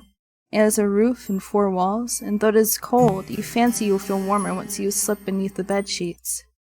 The room is not quite so fancy as your dormitory at the conservatoire, and neither is it so large, but it does have one glaring improvement over your previous lodgings. You will not be expected to share it with anyone else. There is only one bed in this room, and this bed is to belong to you. You think that the peace and the quiet will do you a world of good. You tell the princess as much, and she smiles. That's good. I was worried he wouldn't like it. I know it isn't much to look at, but it is one of the nicest servants' rooms we have in the castle. Most of the maids sleep beneath the roof in this teeny tiny room, which is all cramped. There's 10 beds up there, and they're so close together, there's barely any room to pass between them. I thought it was perfectly ghastly when I saw it the last time I went up there, not that I was supposed to be up there. It was a rainy day and I couldn't go outdoors, so I was doing a bit of exploring. If the housekeeper had known I'd been skulking around, I don't think she would have been best pleased. Well, in any case, nobody sleeps up there anymore. The scullery maids are all gone now. I couldn't put you up there, though, in the attic, with all those empty beds. I don't think it'd be very cheery. You're not just a scullery maid, you're my lady's maid. That means you deserve good lodgings. It'd be an insult to offer you any less than this. Now, it is getting late. You have to forgive me for rabbiting on. I heard it's something I tend to do. It's a bad habit. One that's unbecoming for a lady. The housekeeper's warned me enough times. You reassure the princess to the contrary, smiling as you do so. You do not mind if she talks too much. That is better than not talking at all. Her affable nature makes it easy to spend time with her, manners be damned. You're always scolded too, back in the conservatoire, for your behavior. You know full well how aggravating it can be to be upbraided, not for any particular misdemeanor, but for being yourself. Well, I'm glad you understand, the princess answers with a giggle. I really should be off, though. It's bad manners to keep you, especially when you look so sleepy. Get some rest. We can talk more tomorrow, if you don't mind my ceaseless prattle. I'm glad you seem to appreciate it, at least. Though I'm sure you'll get tired of it eventually. All of my old maids did. The princess departs, and in her absence you take a seat upon the bed, your new bed. You cannot help but think that this is all happening very quickly. It does not seem like very long ago that you are still in the forest, running for your life amongst the tall, imposing trees with their gnarled, grasping branches. The forest might as well be a distant memory now, though. You are indoors, inside a castle no less, and you have been given a room in which to sleep and clothes that you might wear. It seems premature, still, to declare that you are out of the woods, in a metaphorical sense, I mean, but things could certainly be worse. You force yourself to stand on legs which feel too weary to support you, and change into the night clothes hanging in the wardrobe. The night clothes do not fit you perfectly, but you are too tired to care about that. You are too tired to care about much of anything. You retreat to the bed and slide beneath its sheets. Then you let your eyelids fall shut. You exhale. And, lulled by the breeze which blows outdoors, you fall asleep. You are so very tired. Your sleep is a deep, dark one, darker even than the furthest abscesses of the nighttime. Like the nighttime sky, however, which shimmers with stars, your sleep is not devoid of those prismatic fragments you humans call dreams. Though, in this case, I think your nocturnal imaginings are worth rather more than that. They are not dreams, are they, to which your slumbering mind is subjected? You know that they are not. Otherwise, your body would not be so very cold, not so clammy. The images that flicker beneath your closed eyelids, like the ghostly images in a... What is that? Phenakitoscope.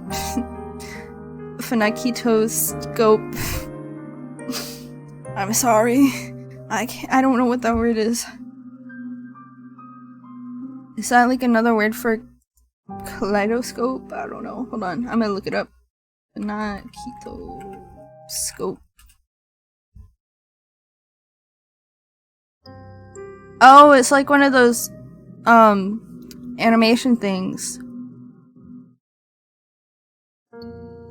How do you say this word though? How do you say this? Pronunciation. Let's listen to this. Phenakistoscope. Phenakistoscope. Phenakistoscope. Alright, we've learned words.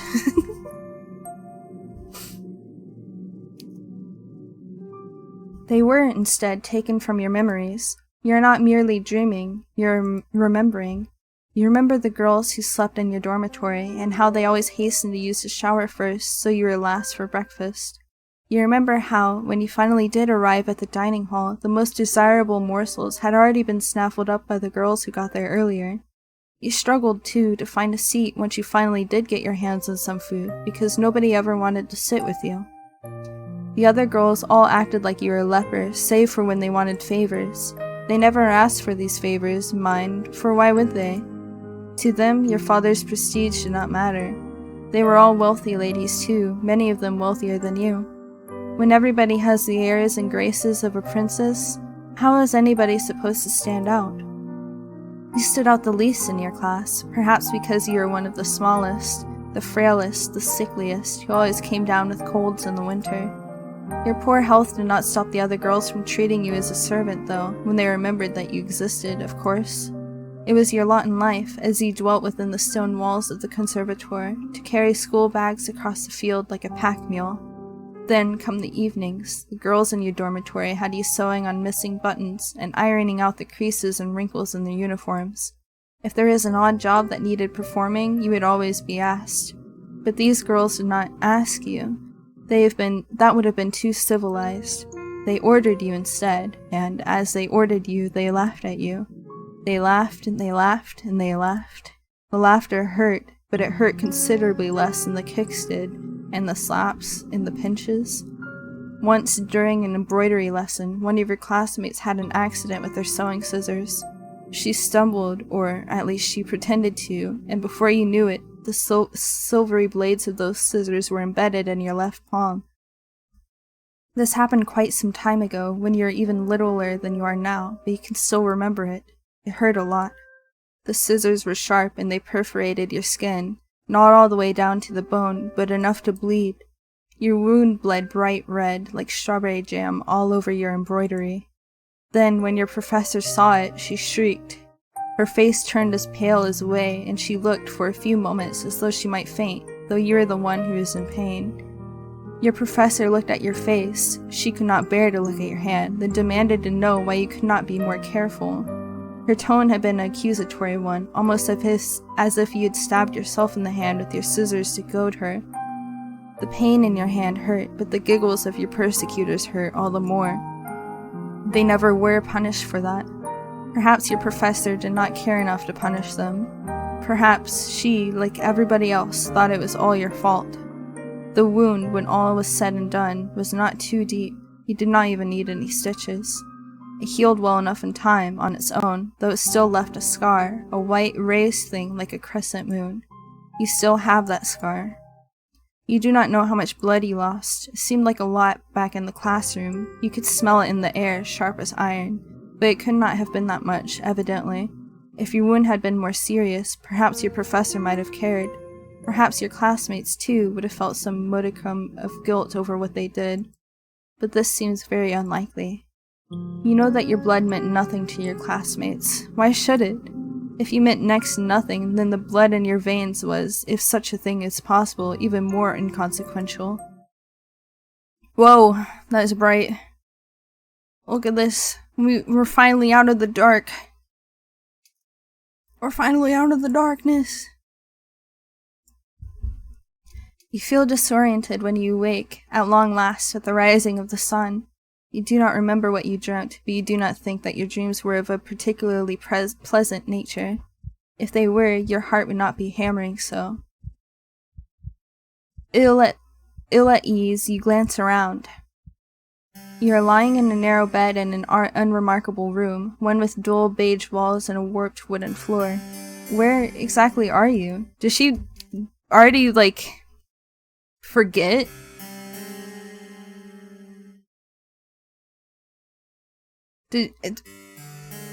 Hello, MC, do you have dementia? You don't remember running from your beloved captor, into a castle and seeing a beautiful woman and then she put you to bed?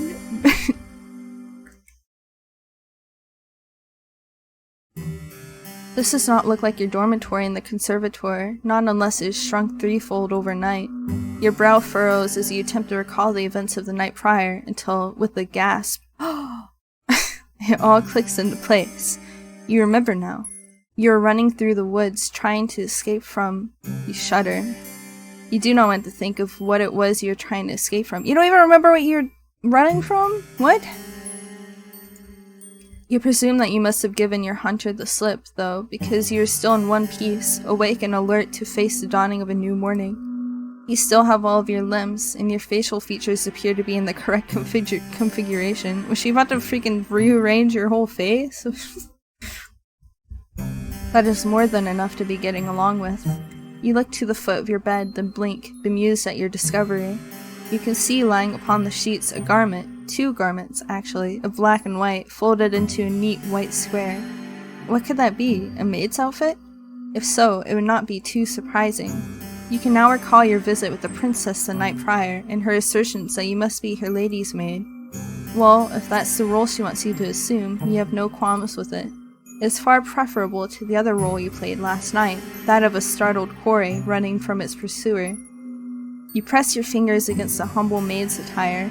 It feels surprisingly soft to the touch, not coarse like you expected. These clothes are rather fine. Did the princess put them here? If so, that is all the more reason to wear them. Dude, she's so down bad for the princess. You just met, and she's kind of sus a little bit. You even admitted that she's a little sus. You are not churlish enough to deny her hospitality. You rise from your new bed, then undress yourself, unbuttoning the front of your plain white nightgown and setting it aside. This task accomplished, you then clad yourself in your new attire, black, white, and eminently sensible. You feel very far away from the girl that you once were. Your face might be the same as always, but something within you seems to have changed. You are no longer a student, not as long as you mean to reside within the princess's castle. You would far rather be her servant. Down bad! Down bad! Down bad! Assured of your newfound identity, you retreat from your chamber, then make your way to your mistress's bedroom. The castle is a large one with many, many rooms and many, many hallways to connect them, and for a brief while you find yourself horrendously lost. Thank you for the hydrate, Yunako! Welcome in! Welcome in! I'm playing, a Yuri Yandere horror game, and in the beginning of the game, we are running from something, but apparently she's already forgot what she's running from. She went to sleep and she forgot. And she's really down bad for the princess that is in this castle. Cannot remember where the princess's bedroom is. You're beginning to feel rather disoriented when, to your relief, your eyes snag upon a stairwell which looks rather familiar. Could this be the way? You ascend these steps, your footfalls cushioned by the plush carpet which lines them. Then you find your way down to the very same hall you traversed the night prior. If your memory does not fail you, then the princess's bedroom ought to be... Yes, it is here! You rap upon the door but receive nothing in the way of a response. I can't stay, unfortunately. Oh, that's okay, don't worry. I gotta keep working. You're working on, Frog's model, right? Frogger, I think is their name. Yunako-chan. But I hope you have fun, hype pet. Yeah, I will. Thank you for stopping in. I hope that, your work goes well. Is the princess still abed? You wonder, briefly, whether you oughtn't wait until she has risen of her own accord. But no. The sun is high in the sky, and it'd seem a shame to let the princess sleep through the day. Nah, Frog isn't a commission. The 2 models I'm working on are private. Ah, I see. Well, I hope that your work goes good and everything goes smoothly and there's no mishaps or anything. I know my model was a pain in the butt, so hopefully theirs are better. You ought instead to rouse her. That seems like the sort of duty a lady's maid should attend to. I like the sound effects in here. You enter the princess's bedroom and glance about. Her room looks much the same as you remember it from the night prior, though the ceiling seems even higher when viewed in the wan morning's light. Oh, why is my automod? Did my automod reset itself? I see your message, Yunako. Why is in the butt automodded? My automod must have reset itself or something, because this stuff used to not be auto-modded. Well, it might not have been a pain in the butt, but I don't remember thank your you, model Mitch. to be a pain in the butt. Thank you, Mitch. I remember you saying that not Unico's, Inyo's models tend to be a little difficult. The ceiling seems even higher when viewed in the wane morning. Oh, I already read this. My bad. In the butt rare parrot. Man, I wish I could see those emotes on my OBS. Happy face. Ah, true. Is it I'm trying to think of what I'm trying to ask. Is it because it's just so detailed in rendering? You can see now that there are feverish shadows to impede your view. How very opulent your young mistress's abode is. Her armoire is large and imposing, as is the grate in which you will be expected to keep a fire lit during the night. The princess herself, meanwhile, is curled on her side beneath the sheets. The way she does her faces are always a tricky one to rig face angles with. Yeah, I can see that. I wonder... I don't know why that would be. She's very... maybe it's the, like mine, I think my face is a little chubby, so I had quite a bit of chub on my side. Looking rather less grandiose than our title would suggest. She's attired in a nightgown adorned with frills, and her hair is split across her pillow like spilled gold. In her slender arms, meanwhile, held to her chest, is a doll, the very same one she was cossetting last night. You suppose this doll must be her favorite. Idly, you wonder what the doll's name is, though you do not suppose it matters all that much. It is time to wake your mistress. You call out to the princess, but she's largely unresponsive. Her eyelashes are still sewn tightly shut and her lips pursed in slumber. Usually the chub isn't the problem. Is it just the eyes? I feel like the eyes would be... Yunako-chan. I think it's just the shadows. Oh, the shadows. Yunako-chan. It could be a combination of things, honestly. It could be quite a few things. You purse your lips too and sigh. Well, nobody ever said your job would be easy. Once again, you call to the princess, and this time she replies. Her response is not a favorable one, however. She sighs and turns away from you, her doll clutched to her chest. Just give me a little longer. The princess sounds so enfeebled, but you do not take pity on her. If you've learned anything from the conservator, save for knowledge pertaining to those respiratory tracts of fish, it is that one must be cruel to be kind. You do not think this adage was practiced with any great success in the conservator, but perhaps it will be more of an impact upon the princess. You tell her once again to wake up, more sternly this time. You will not let her sleep, for she has slept long enough already. It is very slovenly, really, to still be abed at such an hour. Oh, defeated, the princess sighs.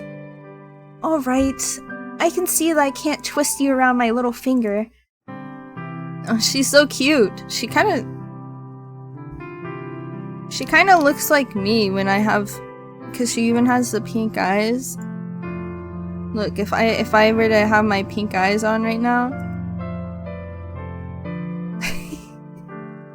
she's me, but a little bit more dangerous. I'm up, you don't need to nag me. Once you've roused the princess from her bed and you have put her doll to one side, you set upon her toilet. You aid the princess in brushing of her hair, a chore to which she submits willingly, like a cat might allow its fur to be brushed. You allow yourself to ponder, as you run the bristles of the princess's brush through her hair, how wonderfully soft it feels against your skin. But a curious query from the princess, "Are you alright, dear one?" brings you back to your senses. You're rather lost in thought there. Look lively now, you wouldn't want the princess to catch wind of your salacious thoughts, would you? I thought that you'd learned your lesson about that already. Suitably chastened, you finish with the princess's hair, then set the brush aside. Now that the princess's tresses have been taken care of, you must start on her attire. I like her poofy sleeves. I like poofy sleeves. They're pretty cute. They just don't look very good on me. The princess remains seated upon the edge of her bed, looking up at your askance. She does not ask you to avert your eyes, and nor does she make any motion of divesting herself of her nightgown. I can tell she would 100% murder someone LMA. Yeah, she seems all sweet and cute now, but she's actually a little more insane than your average yandere. I've been slightly spoiled. Hopefully I haven't had to make any choices so far, so I'm thinking that there's multiple endings, but you have to just read through it like a book. And each time you play through, it's different, instead of the choices being different. So, if what I'm thinking is right, I feel like the first ending will probably be bad. The second ending might be good. I don't know if there's a good and bad ending in here or not. Or if it's just bad and less bad. Legend_killer01. I'd imagine a wrong choice could maybe lead to an abrupt ending.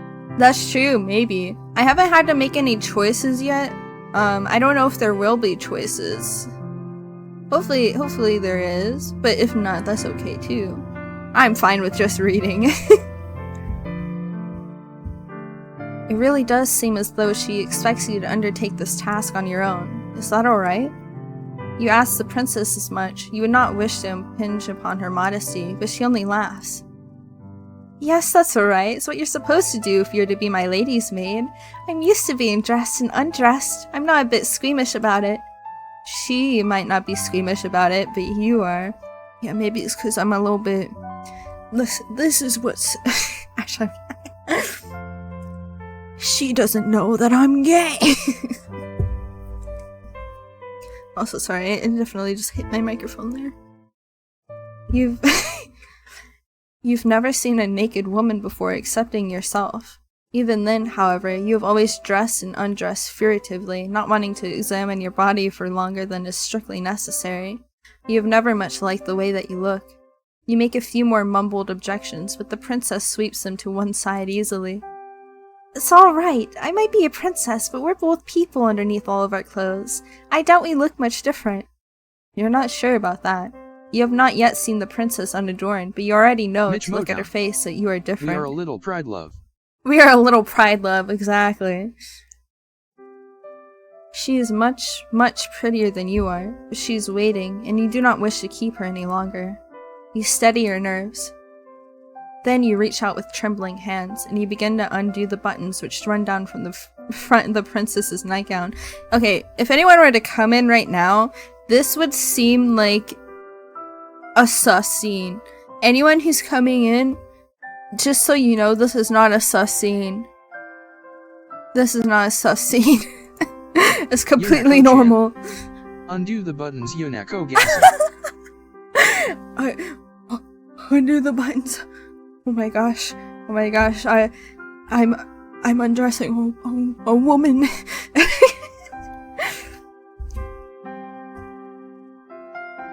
You work as quickly as you are able, which, given how badly your hands are shaking, is not very.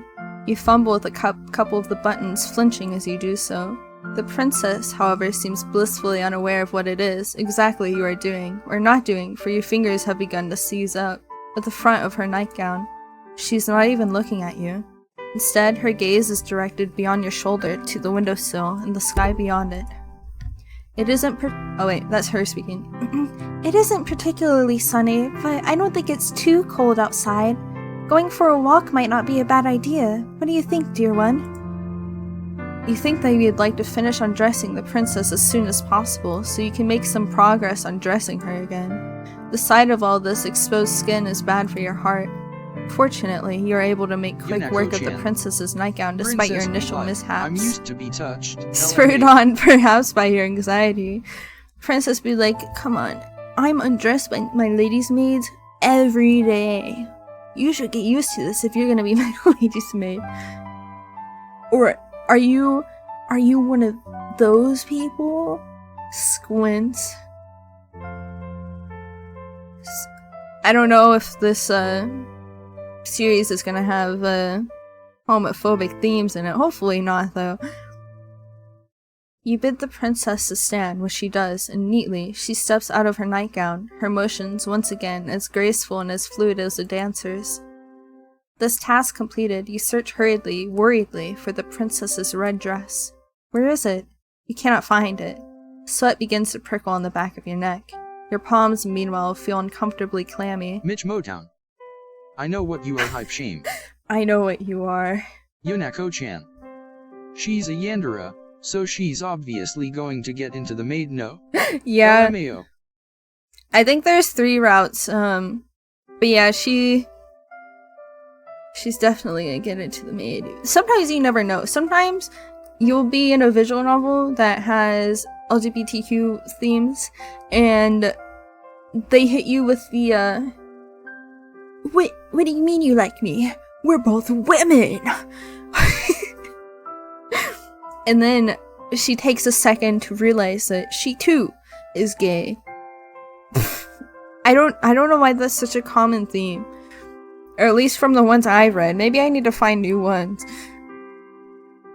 The moments pass awkwardly, uneasily as you search, the princess standing there, all the while, as naked as the day she was born. Why did you not find her day dress before you stripped her of her night one? What a fool you are. The princess, noting your panic, giggles and says, Are you looking for my dress? Yes, you reply, your face flushed. That is what you were doing. I thought so. I did wonder, before you started undressing me, why you had not asked where it was. Maybe it slipped your mind? It had slipped your mind, yes, to your shame. You were too busy trying not to fixate upon the princess's bared skin to think about how best to conceal it. My dress is in my armoire, the princess says, glancing over to the aforementioned piece of furniture. The armoire of hers is an intricately carved wooden structure, large enough, or so you estimate, to fit inside it enough dresses to entire a whole ballroom's worth of princesses. I'd like to wear the red one. It's my favorite. Would you be a dear and fetch it for me? LGBTQ wasn't as prominently accepted, so older games tend to have that. No way. Girl x girl. Yeah, that's true.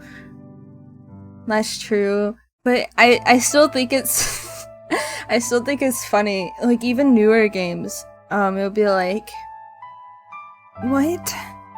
Or not even just newer games, but webcomics too. They'd be like, I didn't know liking women was an option. You can do that? I don't want to rush you, but it is rather cold in here, especially when I'm still naked. She raises a good point. You turn away from the princess and make your way to her armoire.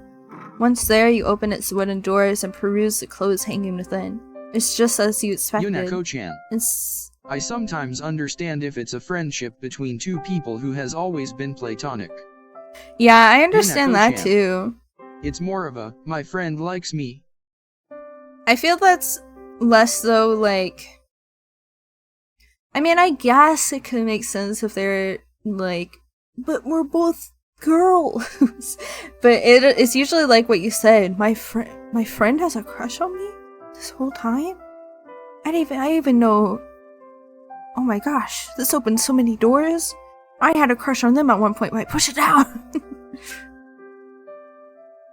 Inside that wardrobe lies numerous dresses, all of them finely sewn and decorated with no shortage of ribbons, lace, and iridescent pearls. You find the princess's red dress soon enough, then hurry to her side. With your spoils in hand, you hurry to dress her, concealing once again the princess's pale skin beneath layers upon layers of soft red straight velvet. Friends, or I think they are. If they came out to me and tell me they like me, I'd probs be like, you like girls too. LOL. Yeah, I like the, or I think they are. I feel like, so my ex, all of my friends, he's very straight, right? But all of my friends were like, that guy's fruity. They would just assume that he's bi or something. And I'm like, no, he said he's straight, so I guess he's straight. And they're like, what? He doesn't seem like a straight man. And I'm like, are you stereotyping my boyfriend? But I feel like some people, they just got that little bit of fruit in them. I think, cause like my mom, when my oldest brother came out, she said she knew he was gay since he was like 2. Sometimes, I guess maybe when you're not vehemently denying it and hating gay people, you aren't in denial. And you can see it. You can realize.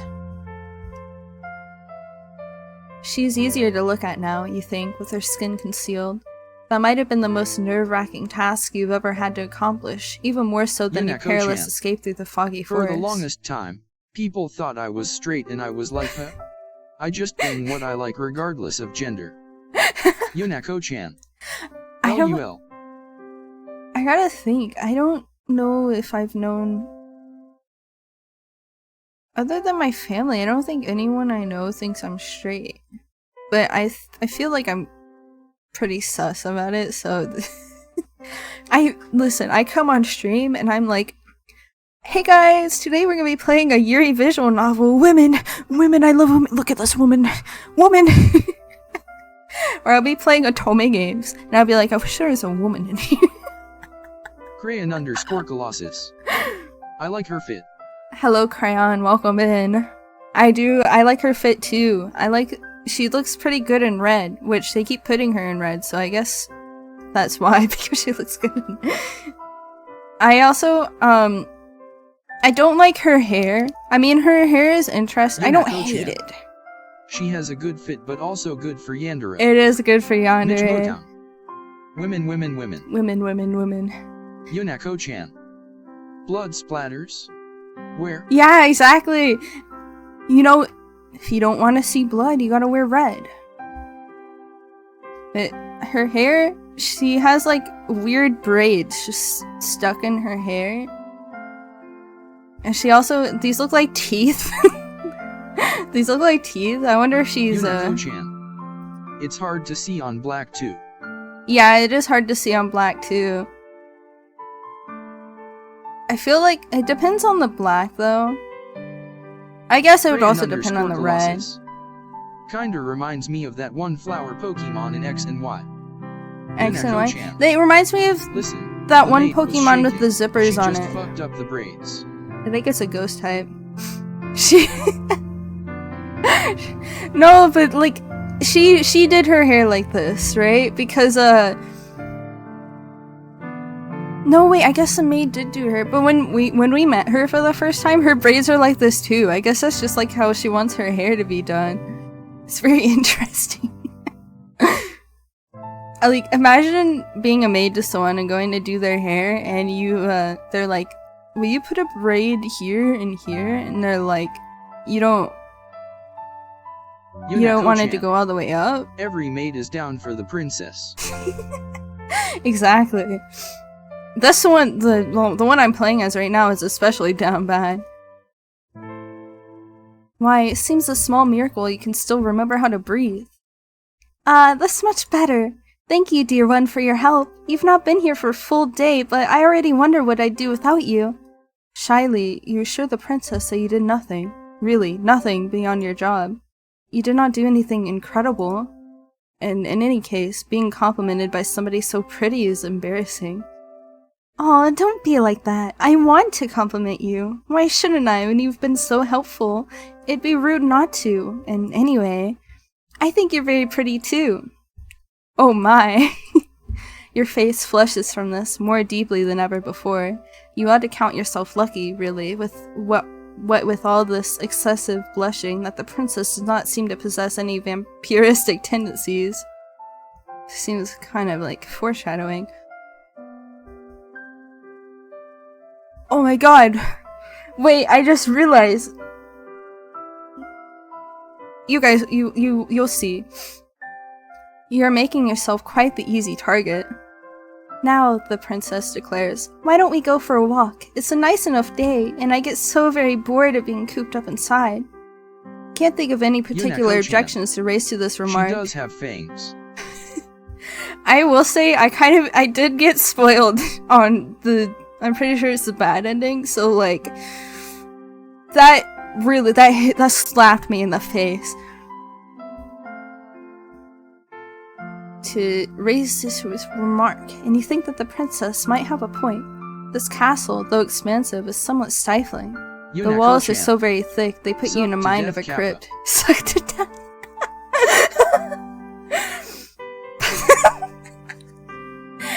I mean, I wouldn't be down to, if that was the way I would. Are you sure it's a bad ending? Yunako-chan. LMAO.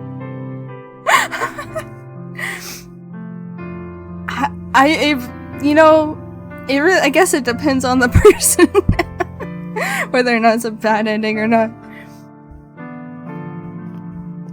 With your acquiescence assured, the princess quits her chamber, her posture elegant and her gait unhurried. She seems not to walk as she navigates her way through the seemingly endless hallways of her home, but to float like a cloud. The hem of her dress switches around her legs, and her hair shifts like a shroud. The castle's courtyard, meanwhile, is sadly lacking in comparison to the princess's beauty. The courtyard is fenced in by the castle's walls, which look, in the stark midday light, tall and imposing, faceless soldiers standing sentinel. Though the sun is out, it is not particularly bright, neither is it particularly warm. The courtyard itself, meanwhile, is in a state of disarray. The flower beds are in shambles, all overgrown with weeds. It is all rather depressing. The princess's castle might be grand in scale, but the courtyard itself is simple, hemmed in to a claustrophobic degree, like a coffin. The princess, however, seems to not share your dolorous mood. No, not the. Thank you, Mitch. I was so thirsty for Vampire Otome. Oh my god, I need. Did the automod level get turned up or something? What's happening? Yunako-chan. Nothing tomato juice cannot fix.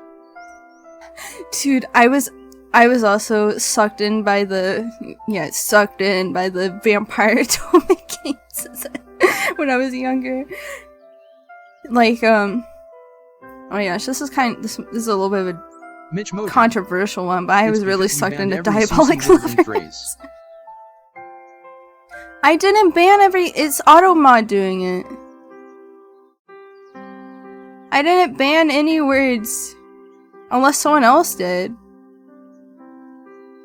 I haven't banned anything.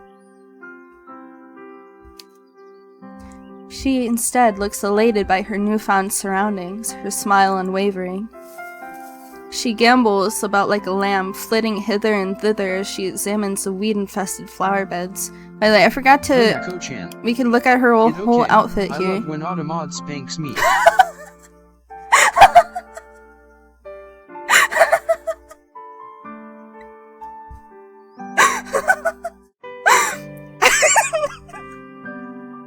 That's the only way to put it. You get bonked by automod.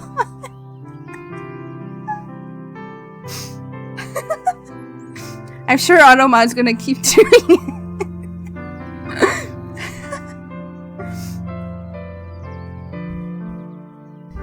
Here we see her whole outfit. It kind of looks like some parts of it have been eaten up by moths. Yunako-chan. Bob. Sure, that works too if you prefer LUL. I mean, Motown. you know. Automod is on a low setting, so I don't know what's wrong. Maybe Twitch changed its auto mod or something, I don't know.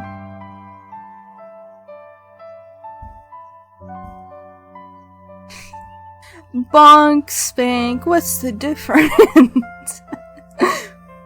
It's actually a very big difference. This is bonking.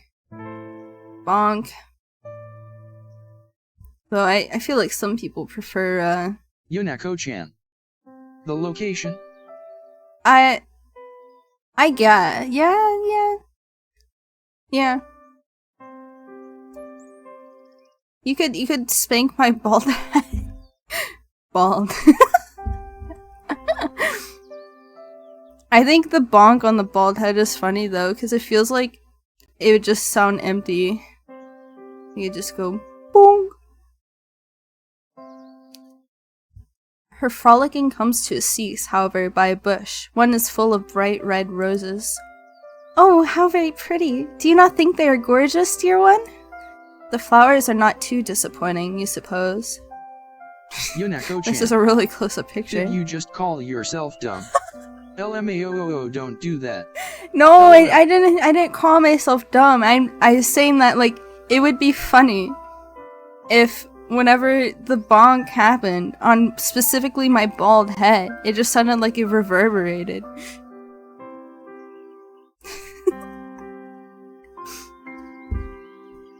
They make for a fine spectacle, in fact, a welcome splash of color when contrasted with the dullness and the drabness which permeates the rest of the courtyard.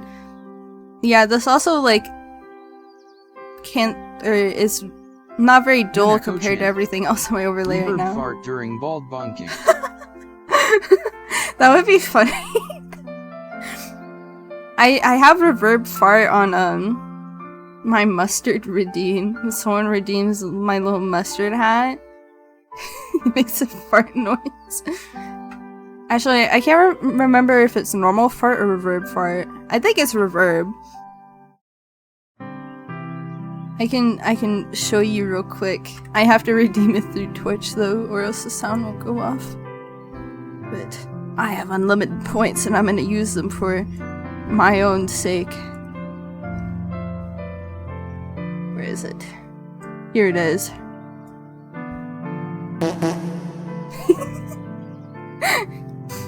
It really was the reverb part. Where's my mustard though? Where is he? Oh, my VTS React disconnected itself. LMAO. It was 2?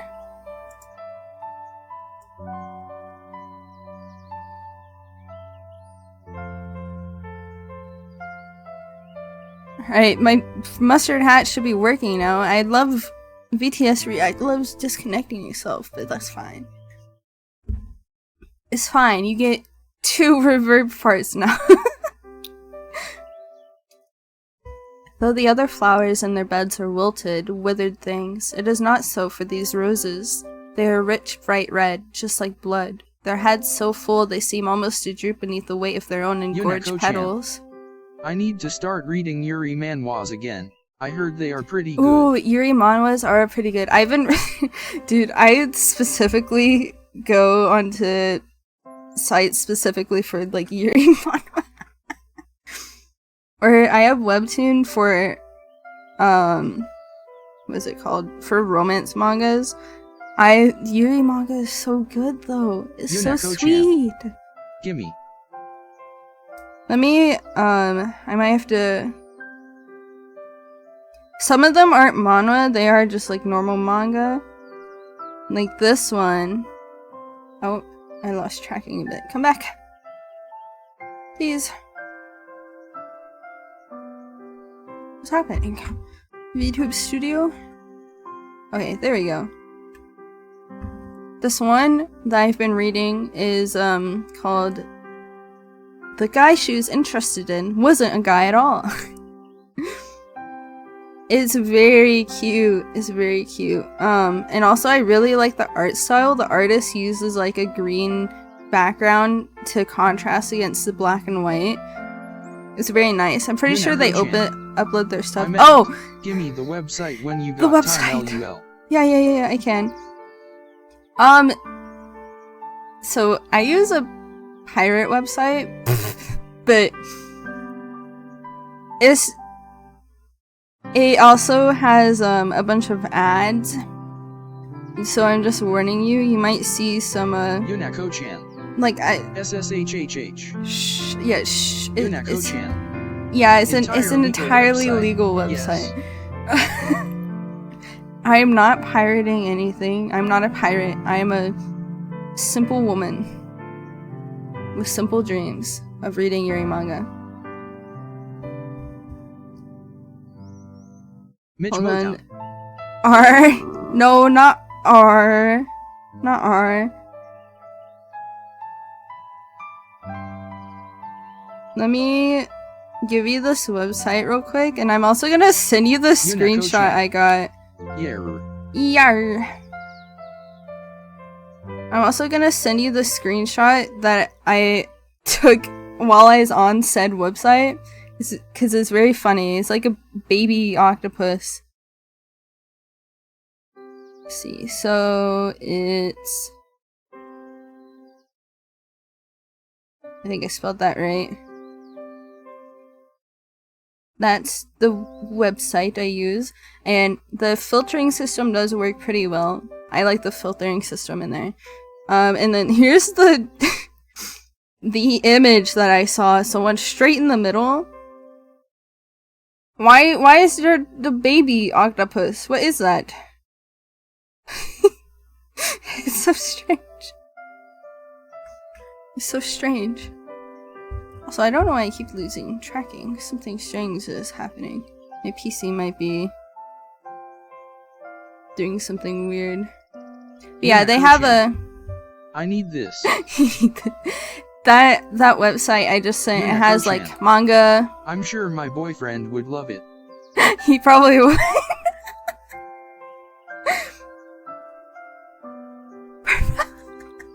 Perfect foreplay. Perfect foreplay. The website has a manga, manhwa, the other manhwa, the Chinese one. They have everything in there. Your whole dreams, your whole hopes and dreams are in there. They are pretty in a sense, but there's something unsettling about them too, something that is almost obscene. How did those roses become so very red? What has been sustaining them? Could it be possible that these roses have been draining the life from the other flowers, which are struggling to grow within this garden? I'll send you mine that's ad-free, but no SUS on it. Okay. The ads aren't that bad when you look at them on your phone, cause they... On that website, I like that they don't click open. They don't open a new tab. They just are above the thing, sometimes in the middle and underneath it, but that's it. Unako-chan.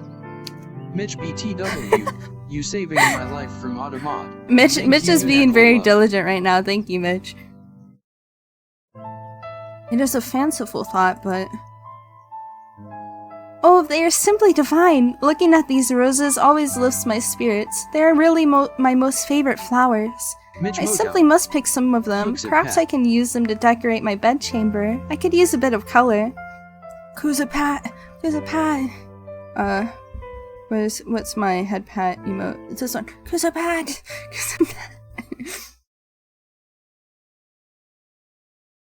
The princess reaches out so as to pluck one of the roses free from its resting place amongst its brethren. You watch her, your breath bated, anxious that this gesture might result in perforated flesh and bright red blood. You can GER some progress, no, it's okay.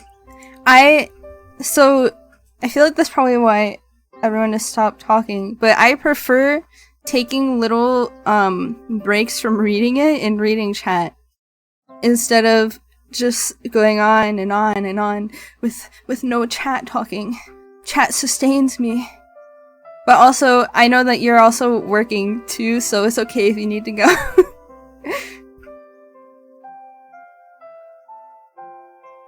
The princess is not as clumsy as you fear. Of course she's not. Who did you think you was? You? Rather than worrying about other people, you would be better served if you worried more about yourself. The princess holds her newly pilfered rose to her nose and inhales. Her eyelids falling shut as the flower's sweet scent washes over her. Only doing some meshing. Nothing crazy hard to do. Happy That's face. Good. I'm glad. I don't know much about Live 2D, but I'm glad that meshing isn't super hard. You don't even have to, you can just lurk. You can just listen. I do enjoy the company though. A few moments of silence pass.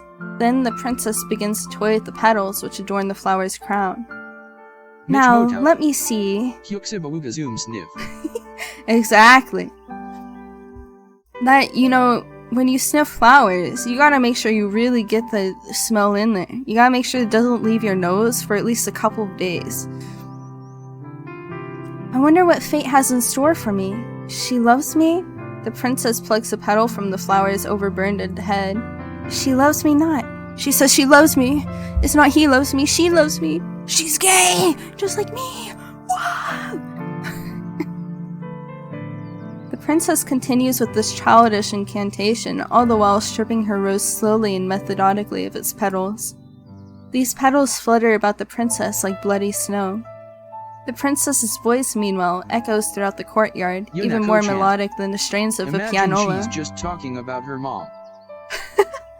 Well, her mom, unfortunately, has left the world, according to her. So I think she would know. Mom's. Oh yeah, she's talking about my mom, actually. Yep, she's talking about my mom. She loves me, she loves me not. She loves me, she loves me not. Damn, she burned real hard. She burned real hard. We don't know if she's a vampire or not. We don't know if she's a vampire or not. We don't know if her parents were. You never know, they might have been. Maybe she could be like, if she is a vampire, maybe she could be like a half vampire. And maybe her mom is human? I don't know.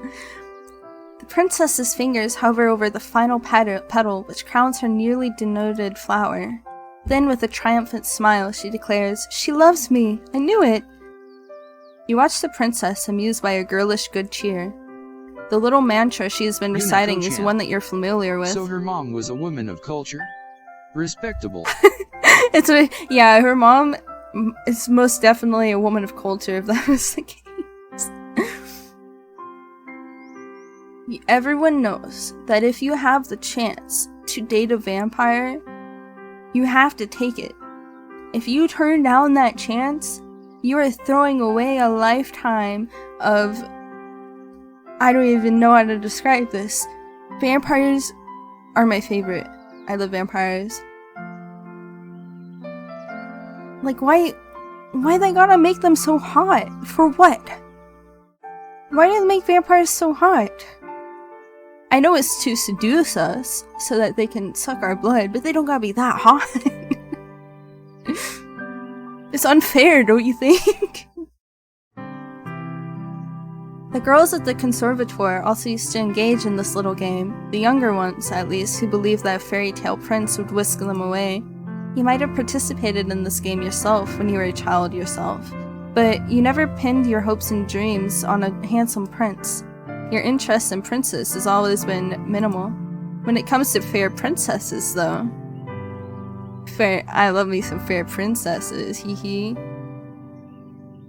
Well... It is said that a vampire bites gives the best peek. That is true. I've read... Okay, I'm about to reveal a bit of a secret of mine, alright?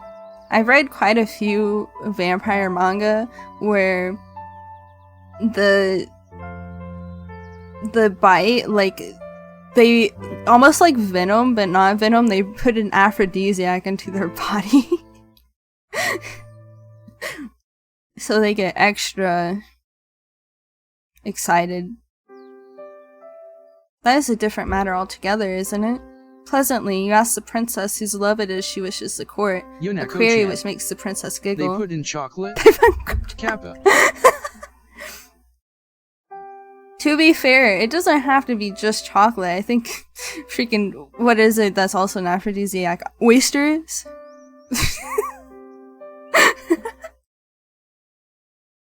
You could be putting oysters in there, that's gross.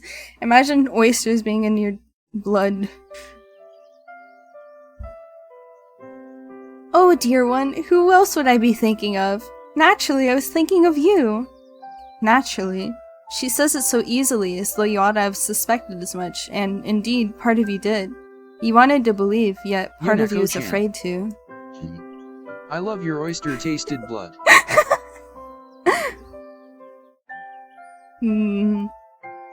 I've never had blood like this before. It's so good. I can't stop. I need to keep coming back for more. Man, I love oysters.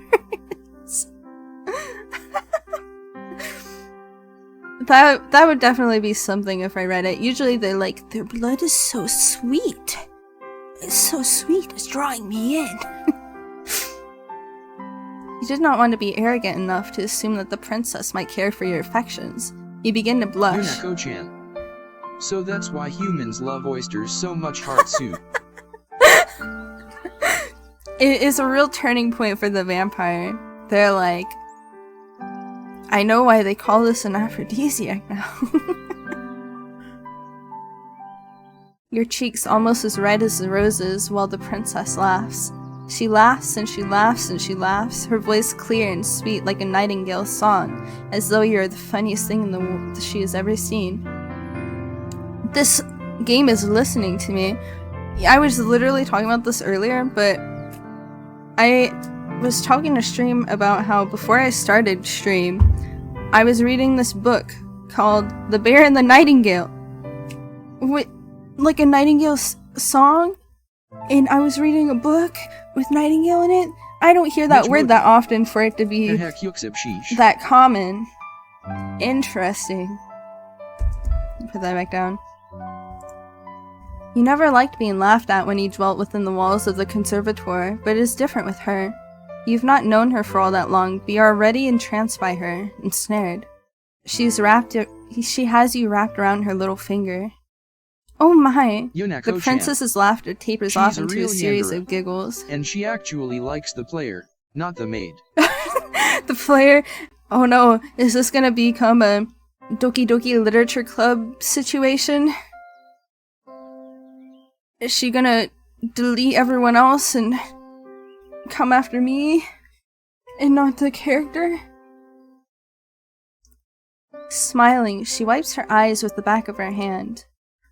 That was quite the amusing diversion, but I've just had an idea. You look at the princess curiously. What idea? You can't tell? You cannot even begin to guess. I just thought that all of this watching must be boring you, the princess says, tossing the rose's stripped stem carelessly to the ground. You should give it a try. Please do. It'll be fun. The princess retrieves the second red rose from the bushes, deftly snapping it between her fingers, and offers it to you. I want to see what fate has in store for you, too. You smile at the princess, touched by her enthusiasm. It'd be real messed up if she did the she loves me not, just for it to be like, she loves me not. Indulging in childish games like this might not be the best use of your time, but the princess looks so very determined you would not wish to hurt her. What could be the harm really in consenting? The only real casualty of this game will be one singular rose, the rose that the princess is holding towards you. You reach out, meaning to accept the princess's offering, but oh no! You are clumsy, and you seize the stem of the rose with a touch too much strength. Blood! The head of the rose might be pretty, but there is more to a rose than its bright red flowers. Roses have thorns too, Yunako-chan. a fact you are now being painfully Vampire reminded seed. of. Vampire seed? Yeah, she's about to... I'm gonna use my brain power to guess what's about to happen here. Ding ding ding. Ding ding ding. So, oops, that was the wrong emote. She is gonna have a little bit of blood on her little fingy tip, and the princess is gonna be like, "Oh no, let me fix that for you," and then put her finger in her mouth and suck the blood off. And then, Yunako-chan. yeah, And the princess exactly, will suck the exactly. Yunako-chan. Typical. And then the maid person is gonna be like, "Oh, she sucked my fingy." Bonus points if she is like some magical being and her finger is magically healed after that too. Pain flares through your finger and you gasp. You take a step back, the hem of your skirt swishing around your ankles. Your finger is stinging, and so are your eyes. You ought to have been more careful. Why were you so stupid? "You poor dear, you're bleeding," the princess exclaims, alarmed. Then she frowns. Yunako-chan. Bonus point if her blood somehow empowers the princess. Exactly. "This is all my fault. If I'd not suggested this silly game, this never would have happened. Please, let me take care of you." And how is she going to do that? Perhaps she means to take a handkerchief from her pocket, with which she might staunch your wound. Princesses tend to carry handkerchiefs around with them, don't they? Silken ones? How else would they give brave knights tokens of their gratitude, once these aforementioned knights have successfully slain dragons? Princesses can hardly dispense kisses as favors, is simply not done. That is what you always thought, but... "Please, hold still, this might sting a little bit." This princess is anything but ordinary. Rather than take a handkerchief out of her pocket, she instead encloses her white, slender fingers around your hand. Carefully, as though she is handling a precious object, she raises your hand, her eyes affixed all the while on the beads of startlingly crimson blood, why was this hard to say, which are oozing luridly from your wound.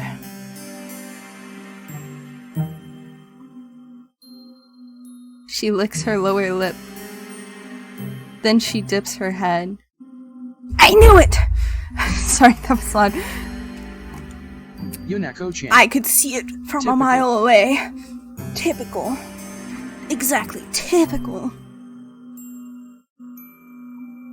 She parts her mouth, and with a soft sigh which borders on the sensuous, The maid is cute. she slips your injured digit between her teeth. The maid is cute, look at her. And she was like, "I'm not pretty. I'm not cute. I don't have good looks. Look at you. Look at you, you're cute. You're cute." So much for princesses not dispensing kisses as tokens of appreciation. This might not be a conventional kiss, but feels intimate regardless, almost startlingly so. The princess's lips, which are as red as any rose, are enclosed around your index finger. Oh, I have the hiccups. You can feel the warmth of the princess's mouth about your skin and the wetness of it.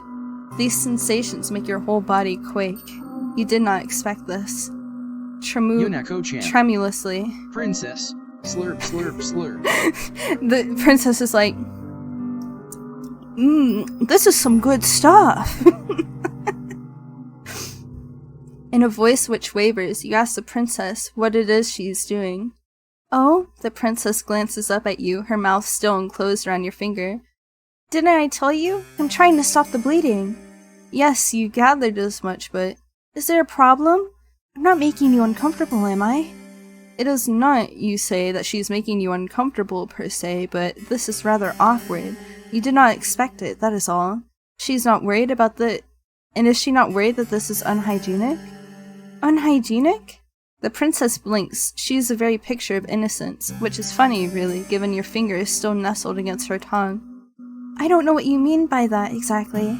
but I've heard that this is the best way to take care of cuts. My nursemaid used to do this for me when I was a child. It's what you're supposed to do.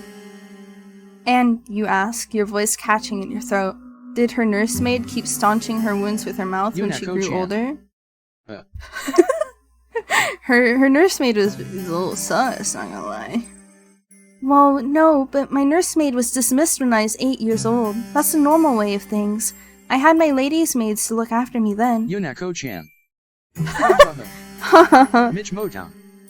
I got a cut on my pants grab. Ayo, Mitch? Get that away. How very interesting. And did they ever clean her wounds like this? No, the princess says, smiling mischievously, because I'm not clumsy enough to cut myself, silly. Now that was quite the sharp retort. You did not expect it. Your face turns even redder, if such a thing is possible. Will be here for you, Mitch. Yunako-chan. Don't you worry. Princess, Mitch Motown. yeah, Princess will make you all better, Mitch, don't worry. Though this might perhaps be to your benefit. With some luck, all of your blood will flow to your face rather than to your finger, and your bleeding will stop. Has it stopped? Your injury is not a deep one. There should be no need for the princess to keep on suckling, but she still is. You are not accustomed to intimacy of this nature. It is making your heart flutter. If the princess knew what her mouth was doing to you, you are sure she would not be so familiar. You feel quietly, crushingly confident that she would scorn you for your feelings and deem them unnatural. See, here it is. Here it is. Yunako-chan. What the mouth is doing. What the mouth doing? It would not be the first time. At this point, you should be used to rejection. It still stings, though. It stings much, much more than any thorn on any rose ever could. Oh? I guess we're doing a flash forward. The days pass, following your misadventures in the rose garden in a relaxed, unhurried sort of manner. Yunako-chan. To be fair, she is a princess expected to marry a prince. That is true. Well, maybe. She hasn't said that she's expected to marry a prince. And also, she's like completely alone in this castle. Oh yeah, I don't think you got that part. So, Miss Maid came wandering in there after being chased by something, and she found the princess in the castle alone. She has no servants left. Her mom and dad apparently have died. She talked about, like, ministries, but there's nobody there. There's no knights or nothing. It's completely empty in there. So right now it's just her and the princess. Princess hasn't mentioned anything about marrying a prince. She did mention being queen. But nothing about a prince. Your mad dash through the forest is beginning to feel like a distant memory, so much so you can scarcely recall the raw, naked fear you once felt as you fled for your life. There is no running to be had while you were working for the princess. You would have nowhere else to run, and in any event, there is no longer any reason to run. The shadows which once tormented you have, at long last, begun to recede. Usually on those settings, princesses are meant to be married to a prince, if historically accurate. That's true, but this is an odd princess. This is an odd princess. But maybe it'll come up later in the story. About how she's betrothed to a prince. I can't be with you. I'm betrothed. Cherishable_wind. I'm not even support anymore. I'm just DPS kuxips. Oh no, did your Overwatch you got a little bit switched up. Were you not able to find any snipers to kill? Cherishable_wind. No. No. Cherishable_wind. I'm still Kiriko. Oh yeah. But you're Cherishable_wind. what you're aiming to be I just do 4k damage. 4k. Man. Rip healing. You can scarcely recall as you lay down in your bed the petty cruelties you were subjected to by your classmates at the conservatoire. They no longer matter. Your attention is focused not upon yourself, but upon the princess. The more time you spend with her, the more you come to care for her. You've become quite besotted with her, but you are yet to realize it. Well, I never. How very ignorant can one girl be of her own feelings? The princess is not half so ignorant as you are, though, despite having spent her whole life within the palace's walls. The weight of her own feelings are not unknown to her, and during one stormy night, she chooses to make them known to you. Is she confessing? Is she confessing? Oh my gosh, I'm excited. You are in the princess's chambers later, perhaps than you ought to be, later than is strictly appropriate. It is dark outside, and there's little save the light of the moon to alleviate it, that and the fire which crackles in the grate. You have only just finished stoking that very fire, and now you rise. You look to the princess who is lying in her bed, and you bid her a good night, as you have many nights past.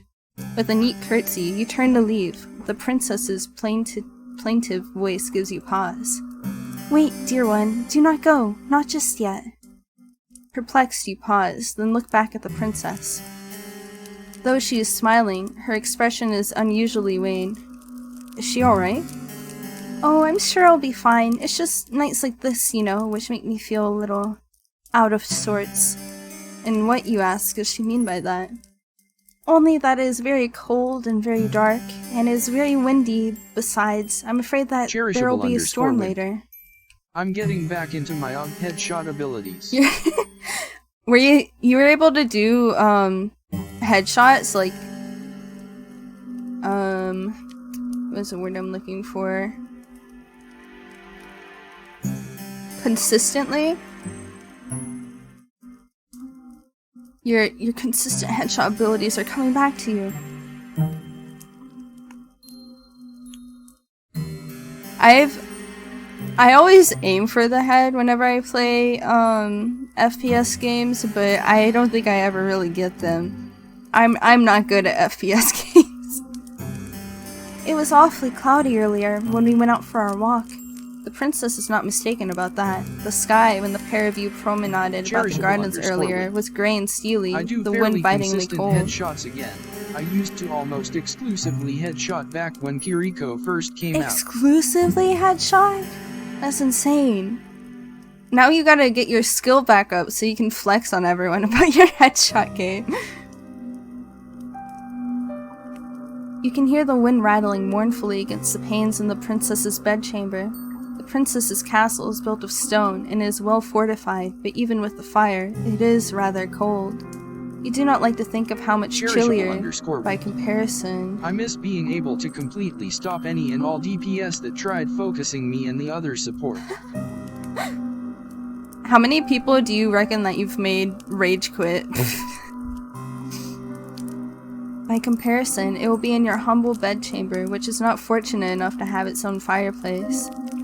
It might sound childish, but I've always found it hard to sleep on stormy nights like this. They make me feel uncomfortable. You look at the princess with no small degree of sympathy. No longer clad in her bright red dress, she looks oddly, uncommonly vulnerable.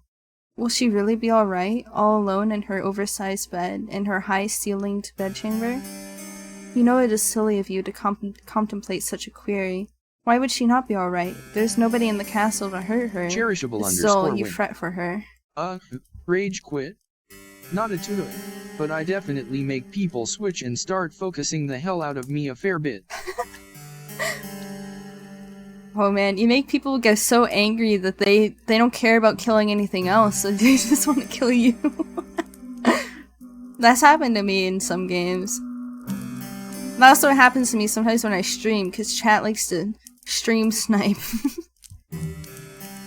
As her lady's maid, it is your job to fret for her. You would never want your mistress to feel unhappy. You ask the princess what it is she would have you do, and the princess perks up at this, pleased, perhaps, that you are taking the initiative. I wouldn't like to take up too much of your time when it is so very late, but would you mind sitting with me a little while longer and reading to me, provided that you can, of course? This is a fair enough question, but your pride bristles regardless. Hastily, you reassure the princess that yes, of course you could read. You're a poor student in many aspects at the conservatory. I don't know if you saw it, but I remastered the PNG Abomination Ham made. And I even made it a functional PNG model. Cherishable_win. He said I can use it, but I don't know if I will. Oh, hold on, let me go back. I know I saw it. Let me go back, though. Yeah, I did see it, because I remember you putting the... You actually made the baldness blend into her hair, so it just being cut off. That PNG is so funny. I think if that was a permanent PNG model, it'd be really funny. I also blended the tones better. Cherishable_win. But that's new. That's new. Oh yeah, I don't think you posted a picture of it. The tone between the bald head and the anime girl skin, right?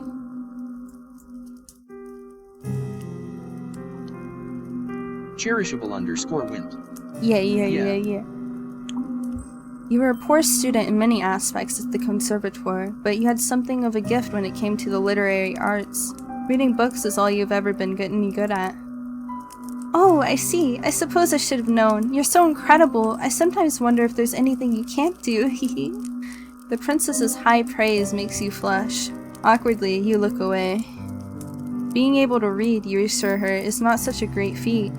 Mick_55. Finally free from work. Welcome in, Mikey. How was work? Hopefully it wasn't too bad to get that shmoney. Perhaps it isn't where you hail from, but it is here. Very few of my old servants could read, and they certainly couldn't read the books that I like. This piques your interest. Intrigued, you ask the princess what books, exactly, she likes.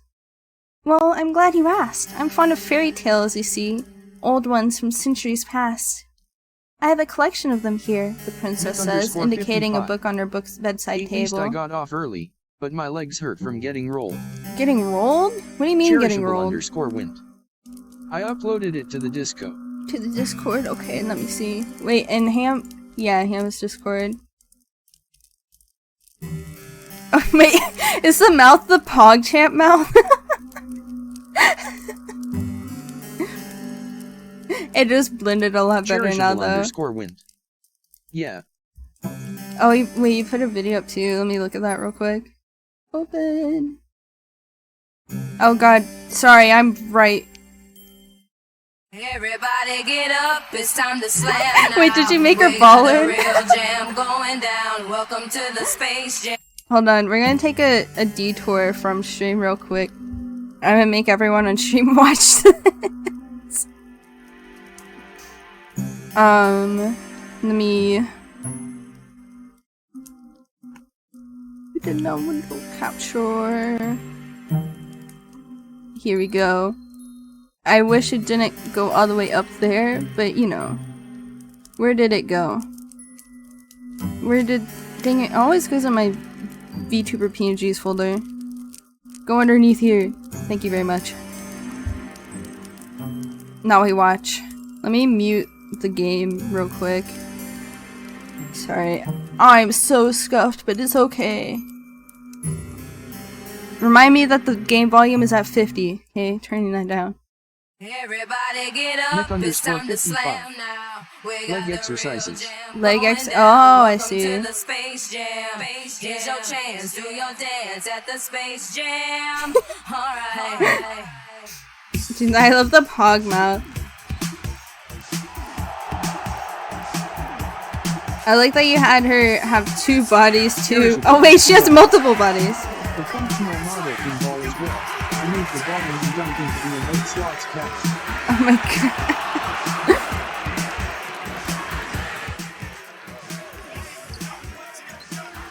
Not the squeaky floors too.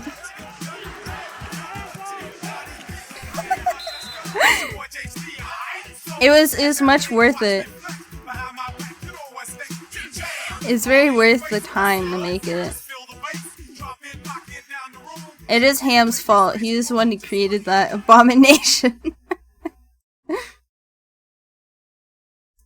Yes, get rid of this. Thank you for that beautiful video. It is very much worth the watch.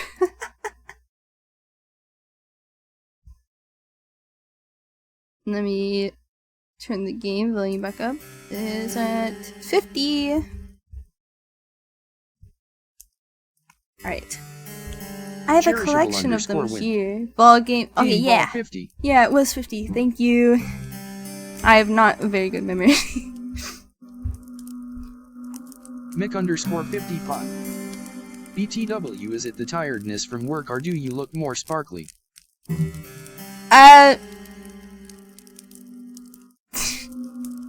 Mikey, I don't know how to tell you this, but the sparkle isn't what changed of my overlay.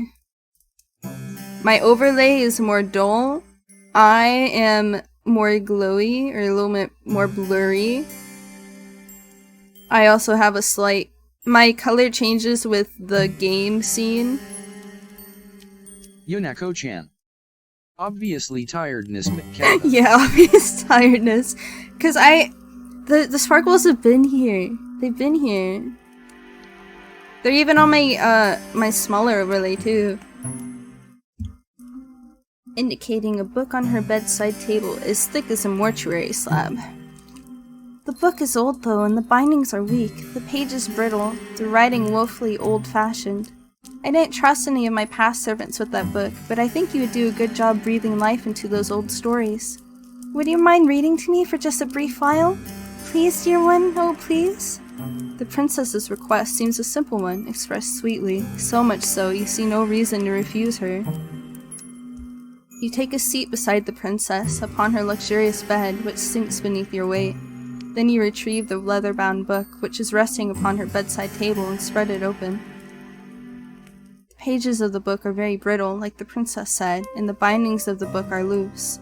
You can feel in the heft of the book's manifold pages the weight of the ages concealed within it. How old is this book? Perhaps it is as old as the castle in which it resides. It is with a quiet voice, hesitant at first, that you begin to read to the princess, a tale of courtly love which culminates in a lavish wedding ceremony. All the while, as you read, the princess listens to you enraptured, hanging, or so it seems, upon your every word. Once you reach the final phrase embossed upon the pages of this aged tomb, "And they live happily ever after," the princess sighs as though this tale has touched her very soul. Would that there was a handsome prince to marry me, she says somberly. Or better yet, a beautiful princess. At this point, I think I'd even settle for a lowly scullery maid. Bro, she's dropping mad hints right now. You blush at this idle remark and mumble softly that this would not be proper. The storm outside is still squalling, and you've never been one to raise your voice. You do not expect— oh no, the dog's working! Is she done? She's ruining my reading! You do not expect, therefore, that the princess will overhear you, but she does.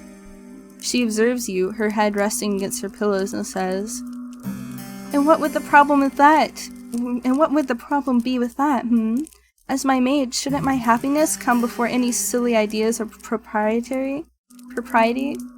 Well, of course, you reply, but for a princess to marry a scullery maid." "You're still hung up about that?" the princess titters. "Don't pay it too much heed, I'm just talking to myself." As if anything like that would ever happen, when there's no priest around who would officiate it. You think there are greater issues with the princess's plan than the lack of a priest, though she does present a good point. The castle is an empty one. Even if the princess were to find somebody that she loves, there would be nobody to make a wedding official. You cannot help but feel like you have avoided a good deal of nuisance. But by the same token, do you not feel a touch disappointed? Well, never mind. "That was a nice story," the princess says, "but I'm not sleepy yet, and it's still storming outside. Won't you read me one more?" "You would not mind," you reply, "but it is getting late. You really ought to return to your own chamber." "I know, but can't you find it in your heart to read one story to me? Just one? You can choose a short one. I won't complain." You have some doubts about that, but as before, you cannot resist the princess's demands. It is not, you think, because she is a princess, though that is, of course, a part of it, but because she is, well, radiant. You would not think You would not, you think, as you turn to the next story recounted in this age compendium, want to upset her. You would rather cut out your own tongue. You read another story to the princess, which is of a similar vein to the last, impossible adventures culminating at their close in a happy marriage. This tale delights the princess just as much as the tale you read prior, and she begs for another, then another. One bedroom story soon becomes 5, and even then, when the candles which flicker on the princess's bedside are close to guttering out, the princess is not satisfied. Like a grasping, greedy child, she has never heard of moderation. When she wants something, she seeks to glut herself with it, her only request that of more. If she were less comely, perhaps her inability to adhere to the word no would be seen as a character defect. The princess is very comely, however, and so, when she makes her next request, you almost agree offhand without considering the ramifications. I think I could go to sleep now, but the storm is still raging. I feel lonely on my own in this big, empty bed, so... I know! The princess's eyes light up like the night sky in a thunderstorm. Why don't you sleep with me? You stare at the princess, your eyes wide as goose eggs. Slowly, you blink. Then, just as slowly, you bid her to repeat herself. Didn't you hear me? The princess giggles. Maybe you've been so busy cleaning up after me you've neglected to clean out your own ears. I said, dear one, would you like to sleep with me? If that is the question she truly means to ask, then it is easy enough to answer. Of course you'd like to sleep with her. It'd be an honor. But would it really be alright for you to accept such an invitation? It must be a gross breach of protocol, surely, for a lowly domestic such as yourself to share a bed with a princess. You sit upon the princess's bedside, fretting, while she observes with wide, beseeching eyes. She's waiting. Well, what's the matter, dear one? Why do you tarry so? Could it be... The princess's lower lip begins to tremble. Don't you want to lie with me after all? The sorrow present in the princess's voice and in her face makes you feel awfully guilty. Hurriedly, you console her. You tell her, in no uncertain terms, that if she truly wishes to partake in your company, then you have no qualms with it. Why would you? Well then, don't just stand there dilly-dallying, silly. Come and join me, come. And that is what you do. After returning, briefly, to your own chamber to change into your nightgown. Once dressed, you waste no time in returning to your impetuous princess's side. She is already lying in her glorious four-poster bed, awaiting for your return as though you're a knight-errant gone away to slay some wicked dragon. The princess giggles when she sees you. In your haste to change, you have made a hash of the buttons, and she bids you to come closer. Let me fix that for you, silly. Oh no, you say. I couldn't possibly let you do that. I am but a servant, after all. Should it not be your job to dress her? Maybe so, the princess says, but I don't mind a bit of a role reversal. It makes things more fun, hee hee. You try a few more refutations, but in vain. The princess summarily discards all of them. Quite at the princess's mercy, she might be even more stubborn than you are. You capitulate to her demands. Oh no, my stomach's growling. I'm a little hungry. You let the princess unbutton the front of your nightdress, then rebutton them so the fabric of your plain gown is drawn shut. Satisfied with her handiwork, she has very elegant hands. The princess draws back and pats the mattress beside her. Now come in, it must be horribly cold out there, but these sheets are warm. Coyly, the princess smiles. And so am I. You feel warm yourself as you slide into bed beside the princess. Your face is as red as the gown the princess so often wears, as red as the roses in the castle's grounds. And just like that, the meshing is finished. The meshing is finished! What's the next step you do after meshing? I'm sure you're probably gonna go take a break. What time? It's like almost 6 a.m. for you. All the while, your heart is fluttering. Does the princess know what an effect she is having on you? Surely she must. How could any woman be so blind? There! The princess exclaims, once your body is lying beside hers. That is much better. Do you feel cozy now, dear one? You swallow, and with a shaky voice you reassure her. Yes, you're cozy. You're quite cozy indeed. Very good. The storm might be raging outdoors, but it can't get us here. I know, when I'm with you, I'll be safe. It's strange, but The princess reaches out and takes your hand in hers, twining your fingers together like a chain. When I'm with you, I feel so very light. Face rigging, but this is an extra outfit. So placing stuff in the hierarchy, replacing the meshes around and finally rig. Happy face. Ooh. An extra outfit. I wonder, extra outfits seem like they'd be so strange to rig. I can't even wrap my head around normal life today, but wrapping around an extra outfit is even more. Oops. It's as though nothing in the world can hurt me. You make me feel safe, so I want you to make you feel safe too. I'll take very, very good care of you, I promise. You return her smile with one of your own, touched by her thoughtfulness, though something about her promise does make you wonder. Should it not be your job to look after her as a domestic? In a way, the princess replies, after a pause. But you've been taking good care of me already. Now, I need to return the favor. As a princess, I'm supposed to look after my vassals. It's all part of the job description, hee. You're unaware that being a princess came with a job description. You thought the profession came with far fewer written responsibilities and far fewer forms assigned than, say, becoming a doctor or an astrophysicist or a mathematics professor. You tell the princess this sleepily and she laughs. You do say some funny things, dear one. I think you must be tired. Rest your head. You've been working so hard. I think you deserve it. Yes, you think. Only half conscious. You think you deserve it too. You've been working hard for a long time, have been running for even longer, but now, at long last, you feel like you can let your fears go. Your eyelids begin to droop, your body beleaguered by sudden, all-consuming fatigue.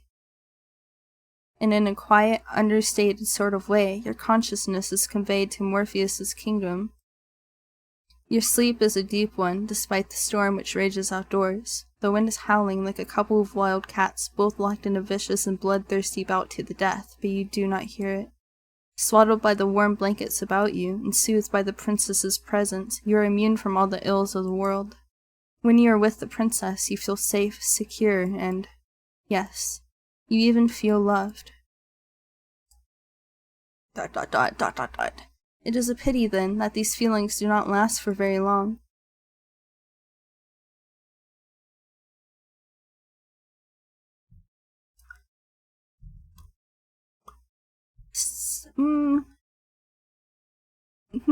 Yeah, where are we? Where are we? You know that something is wrong, catastrophically so, the moment you open your eyes. Your thoughts are hopelessly jumbled, but you're certain that, when you fell asleep, it was in a bed, a nice warm bed no less, beneath soft, comfortable sheets. You're not lying in a bed right now, though. You're not, in fact, lying at all.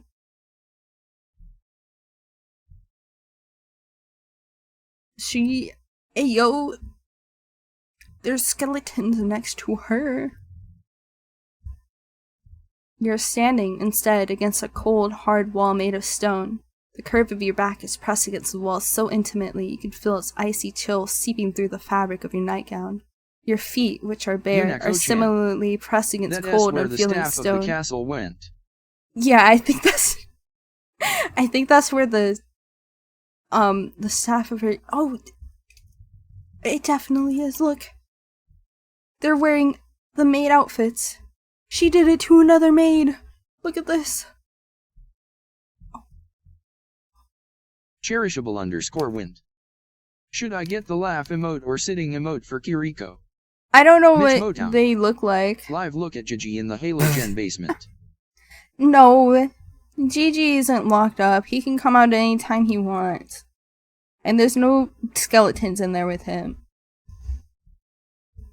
They feel so frigid that you cannot help but tremble. Wind. Laugh it is. Okay. I'm sorry, I don't know what they look like. You're trembling so much you can feel your teeth chattering together. They sound like castanets. The sound is almost jaunty as it echoes through your cell, for that is indeed where you are. The princess's bedchamber wherein you fell asleep is a thing now of the past. You're standing... Sorry, I need to move up.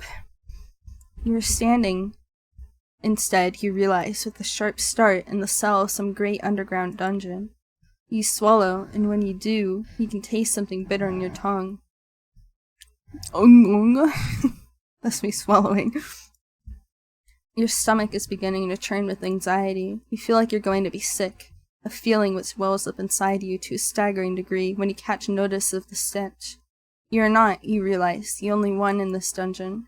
There are others here, others attired in the simple black and white outfit of servants which look much like the dress that you once wore. The others who are with you, however, in this expansive cell, manacled to the walls, are in no fit state to speak to you, nor to tell you of their plights. They are all unfeeling, unseeing, unbreathing. They are all dead. Oh, a distorted version of the music. You cannot approach these servants to check their pulses, for you yourself are restrained, but even if you could, there would be no point.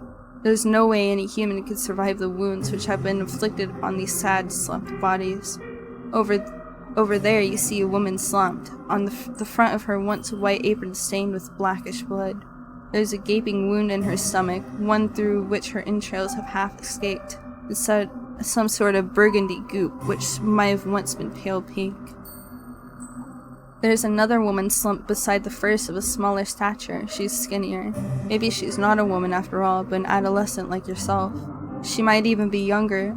The girl's age, or lack of, did not preclude her attacker from inflicting upon her horrors. Alas, for her body is even more mutilated than the first. Her body is peppered with even more wheals, and her face has been half smashed in. Only one eye remains, staring fixedly at the wall opposite her, in the ruined remains of what was once her skull. Over there you see a woman who's missing both her arms and her lower jaw. Over there you see another who's missing her entire lower half. Where have her legs gone? You have no idea. The injuries inflicted upon these bodies are ghastly, but their advanced decay is enough to turn your stomach. You know not how long these carcasses have been lying down here, but they have begun to putrefy. You fear a similar fate might befall you should you stay here. You need to escape. Fitfully, you struggle against the manacles which bind you, but alas, it is no use. You cannot free yourself from the walls. Your restraints are much too strong, and you are much too weak. Panic rises up in your throat, cold and icy, while terror seizes your heart, this too glacial. It is obvious that escape is impossible, but still you squirm and writhe like a rat caught in a firestorm. There's a little point, however, to your struggles. You succeed in nothing as you attempt to free yourself, save making the steel manacles dig into your abused wrists more sharply than ever. You gasp. That hurts. Well, you ought to have known that would not work. The very definition of insanity is, performing a set action over and over again, hoping for a different response. In that sense, perhaps one could argue optimism is not so very different from insanity. Now, that is an interesting point to consider, would you not agree? No, evidently not. You're still trying to escape, you foolish girl, as if that will do you any good. The clangorous rattling of your steely restraints is rather starting to get on my nerves. You're making enough noise to raise the dead down there, in your dark, dingy cell, and all your screaming is hardly helping matters. I wish that you would cease this infernal racket, but I know you will not. Nothing I say could ever get through to you, not that you've ever listened to me in the first place. Perhaps you would listen to her, though. Is she not your kind, considerate mistress? Look now, she has come all this way, into the dark depths of the castle's cold and hospitable dungeon to see you. Is that not kind of her? Oh, dear one, the princess trills, entering the dungeon with a series of light, lilting steps. It would seem like you've finally awoken. How are you? Based on all that infernal racket you've been making, it would seem like you have no shortage of energy. Balefully, you turn your head, so as to meet the eyes of the princess. She is standing but a few paces away, beneath the roughly hewn stone arch which bids one entry, but rarely ever an exit, to the dungeons. The dungeons are dull and drab, but the princess is wearing her favorite red dress. It is so bright and brilliant that, for a few moments, it hurts you to look at her. Once, the red of the princess's outfit made you think of romance. Now it makes you think of violence. You must forgive me for leaving you down here for so long. That was unfair of me. I did think of waiting here with you, by your side, until you awoke, but... Once again the princess giggles, a light, airy giggle which does not at all suit the situation in which you have found yourself. A dungeon is not a fit place, after all, for a princess. It is horribly cold here and so very drab, and there is nowhere nice and soft to lay my head. I could have brought my pillows down from my bed, I suppose, and my blankets, but then they would have gotten dirty, and that would be a disaster. I need to be more careful. I won't have anybody left to clean up after my messes soon, not when I've dispatched of you. Once again, the princess laughs. Her laughter is light and lilting like the chiming of a silvery bell, but it does little to alleviate your concern. If anything, it makes you feel even more alarmed. Did she say she meant to dispatch of you? Yes, that's right. Could you not tell? I thought you might have figured that out already after waking up in a dungeon, silly. Still smiling, the princess takes another step towards you. Would that you could, you would cringe away from her, but you cannot. You're completely powerless. The princess reaches out and places a hand upon your cheek. Her skin is very white, and though her touch is cool, it is less so than the frigid air in the dungeon. Though your body is aching, the princess's touch is gentle, and you find yourself leaning into it subconsciously. You wish she would keep holding you. You wish she would keep touching you. You luxuriate in her kindness as best as you can. But though the princess's caresses are tender, your circumstances rather undermine them. How can you relax like this? Ah, you're such a good girl, the princess says in a cajoling sort of voice, as one might address a cat. You've been so lovely to me while we've been together. I really couldn't ask for a better servant. I feel as though I've been spoiled. Why, then, you ask her, is she doing this? Improbable though it sounds, she must be the one who chained you up. There's nobody else in the castle who could have committed such a feat. Everybody else is dead. Why, yes, how very astute of you. I was the one who orchestrated all of this, naturally. Naturally, she says, as though her betrayal is a matter of course. Naturally. Why, you ask, is this so natural to her? What does she mean to do with you? Oh, only what I've done to all my other servants. I have experience with this sort of thing, so please don't worry. I'll take good care of you. And by take good care of, she means, naturally, I'll kill you. There it is again, that word, which seems grossly inappropriate given all that has transpired. Naturally. There's nothing natural about this. Do you not think so? The princess examines you, her expression ponderous. It's natural to me, even if it isn't natural to other people. This just feels right. Imprisoning her servants in a dungeon and letting them die? Yes, exactly. There's a bit more to it than that, though. Oh, of course there is. I like you, dear one, the princess says in a voice which sounds uncommonly serious. You have been good to me, like I said, and kind. For that, I will be eternally appreciative. You have been so good to me, in fact, that simply being with you is not enough. Not anymore. Your company can no longer content me. I am a greedy, selfish girl, you see. The princess's smile widens into something sinister, her eyes flashing with a fiendish fervor that you've never before witnessed. And I don't want to feel you beside me. I want to feel you inside me. Well, of all the things your charming captive could have said, you did not expect that. The princess, perhaps noticing your confusion, begins to giggle, a giggle even lighter than meringue, and just as airy. Mick_55. Wait, I zoned out for a minute. What I come back to? Welcome, Mikey. We're right in the middle of the love story between these two. Nothing bad is happening right now, clearly, and, this is normal. We're fucked. This is normal. It is just as inoffensive. I can see that you don't understand, dear one, but you aren't the only one. My last lady's maid said that too. Wanly, the princess sighs, a beleaguered woe is me sigh, which makes her look even younger than the scant handful of years she truly possesses. And the one before that, and the one before that, and the one before that. I thought that you, at least, might be able to appreciate my point of view, but perhaps not. I don't think it should be too complicated to grasp, really, but maybe my way of looking at the world is a little bit unique. That's what my nurse always used to say, at least, when she still had the breath to speak, of course. You look at the princess. Where else is there for you to look, really? Your eyes is fixed to her face. She's still smiling, but there's something sinister about her smile. Or perhaps, in your anxious state, you are only imagining that there is something sinister about her smile. It is easy to see things which do not really exist when your surroundings are festooned in shadows. In actuality, however, the princess does not look any different to how she usually does. Neither is she acting any differently to the way she usually acts. She's not changed, it's only your perspective of her that's changed. Tremulously, you ask the princess what she means, a question the princess is only too happy to answer. It's simple, really, like I said. You were wondering, weren't you, why there weren't any guards or any servants in the castle when you first arrived here? The question had crossed your mind, yes. You're sure that the princess said her ministers didn't throw away, though. Was that a lie? I wasn't being wholly truthful, no. I thought you'd be afraid of me if you knew what had actually happened, and I didn't want that. I wanted you to stay with me. My ministers didn't send anybody away, because I don't have any ministers. I dispatched of them, too. Did she, now? You suppose you ought not to be surprised, but you still shudder regardless. My ministers weren't very much fun, I'm afraid. They had a lot of ideas about what I should do and shouldn't do after my parents died. The princess stares at you, her eyes wide like black holes, empty, yawning abysses.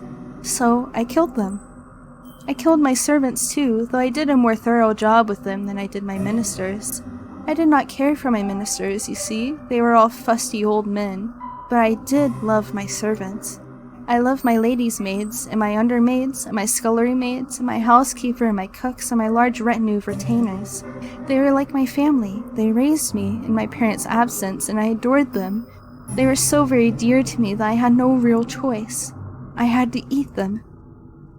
Does that follow? Not logically, no. Why, you ask the princess, your voice trembling, would you eat the people that you love? It seems a poor way to repay them for their kindness. Well, why wouldn't you eat the people that you love? I don't think there could be any greater way of showcasing one's gratitude, unless you have any better ideas. You weren't expecting the princess to turn the tables on you quite like this, and dumbfounded, you stare at her. You know precious little about love yourself, so it's hard for you to form a convincing rebuttal, but you muster up a few token arguments. You tell the princess that eating people isn't very nice, and neither is it strictly legal. A better way to show your gratitude to your servants would be with increased wages or increased holidays. The princess listens to your arguments, her expression astute, like a student poised to take notes in a very important lecture. Once you are finished, however, her concentration fails her. Her shoulders begin to shake, but it's not with remorse for what she has done. Instead, she is laughing. Oh, dear one, that's very funny, but why should I care about the law? I'm a princess. One day, I'll be the queen. I am the law. That is a good point, but would eating people not turn her subjects against her? What subjects? I'm no fool, you know. No matter how I might act— The dog is barking. No matter how I might act, and I know what happens beyond the castle's walls. I know all about the plague. Once I might have had a populace to govern, but they're all gone now. I'm a princess in nothing but name only, a monarch without any subjects. Don't you think that's sad? I know I do. So woefully lonely. If she feels lonely, then why has she been systematically slaughtering all of her domestics? It doesn't make a lick of sense. Perhaps not to you. Gently, the princess caresses your cheek. But I shouldn't judge you too harshly. As much as I like you, dear one, you are a commoner. Perhaps you can't understand the intricacies of my thoughts. Privately, you doubt that anybody would be able to understand the intricacies of the princess's thought process. Largely because it is unreasonable. Oops. I am going to save real quick. Because I just realized I hadn't saved that whole time. You do not say that though. Instead, you ask her the only question you could think to ask with your weary throat which is sore from shouting. Why? Why, you ask? The princess blinks. It's because I don't want you to leave me, of course. Everybody leaves sooner or later, whether they have pledged their allegiance to me or not. That is simply the way of the world. People are fickle and inconsistent, even to me, a monarch. That is why I decided to eat my servants. I had no choice, you see. It was the only way to ensure that they would never leave me. When you think about it, they should be grateful that I would demean myself so, to consume their flesh and blood. I am a magnanimous ruler, you see, and I treat all of my subjects equally. I love every single one of you. And naturally, I love you too. You've been awfully nice to me. You are very pretty alongside it. If you are a plain ugly girl, perhaps I would not shower you with affection quite as intense as this, but you've captured my heart. I think you're lovely. So, I'll bestow upon you the highest honor I can conceive of. I want your body to mix with mine, then we can stay together forever and ever. The princess leans in. You can feel her soft silken hair brushing against your cheeks. You can feel, too, the warmth of her breath as it goes against your skin. It is cold in the dungeon, but the princess's close proximity is, perverse though this might sound, something of a comfort. Her eyes are wide and her lips are so red. Her smile, meanwhile, is so sweet. I've been doing my best to fulfill the role that fate has dictated for me, but really? The princess exhales. Her eyes, which are boring into yours, are like two dark tarns. Finally, you think you can see, in the alarming lack of light, the lack of anything, in the princess's gaze some degree of humanity. It gets so lonely here, but this brief flicker of understanding which passes between the pair of you is soon cut short. The princess dips her head. She parts her lips, which are as red as the petals of a carnivorous flower. You feel the princess's breath against your neck. It is warm and icy chill of the dungeons, and you shudder from it.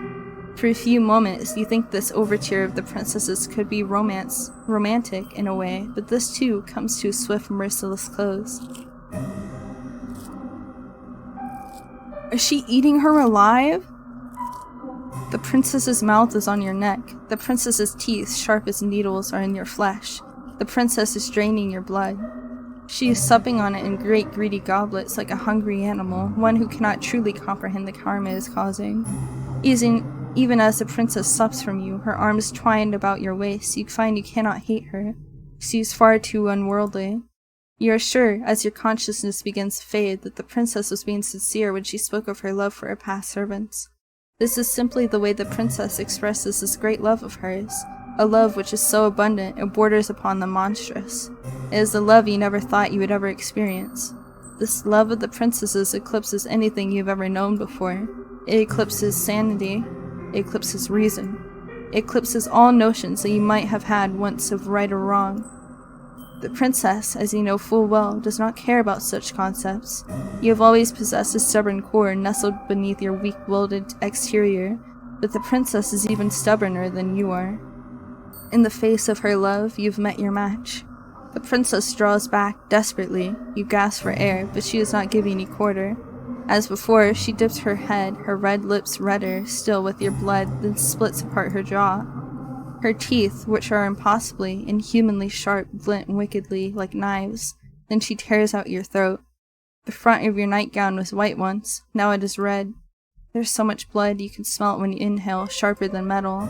It's so potent you can taste it on your tongue. You try to inhale, but this task proves to be beyond you, wet with the twin perforations that have ruptured your skin. Your attempted breaths, when they escape your lips, sound like sad, sorry wheezes. Your whole body, meanwhile, feels as though it is on fire. Man, we're being eaten on stream right now. You make for quite the sorry sight indeed, but you'll forgive me if my sympathy is limited. You did bring this upon yourself, you know. You reap what you sow, and in your case, you made a series of bad decisions that led to your untimely demise. Sounds like a good eating out. Now, what do you want to do? Will you accept this fate of yours and rest in peace, or will you try to fight against it? Mitch Motown. I don't think this is what Gigi had in mind when he wants to Why warn is the you. choice now? Do I fight? Do I fight, or do I let her eat me?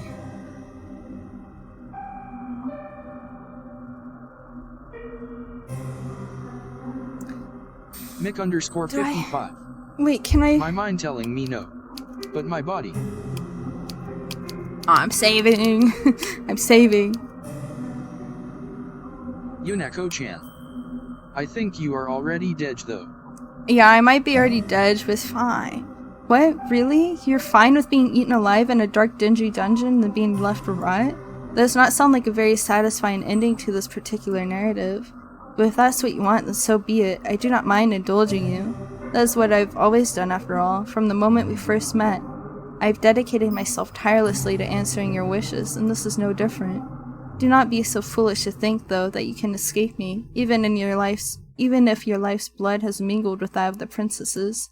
I am not going to relinquish my hold upon you that easily. I did pledge, after all, to remain by your side, come what will, fire or flood. I will never leave you. You will never be lonely again.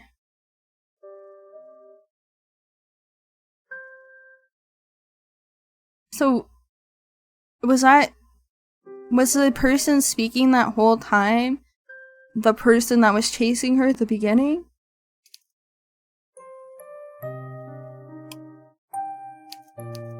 I'm gonna do the other one too, just to see, fight against my fate.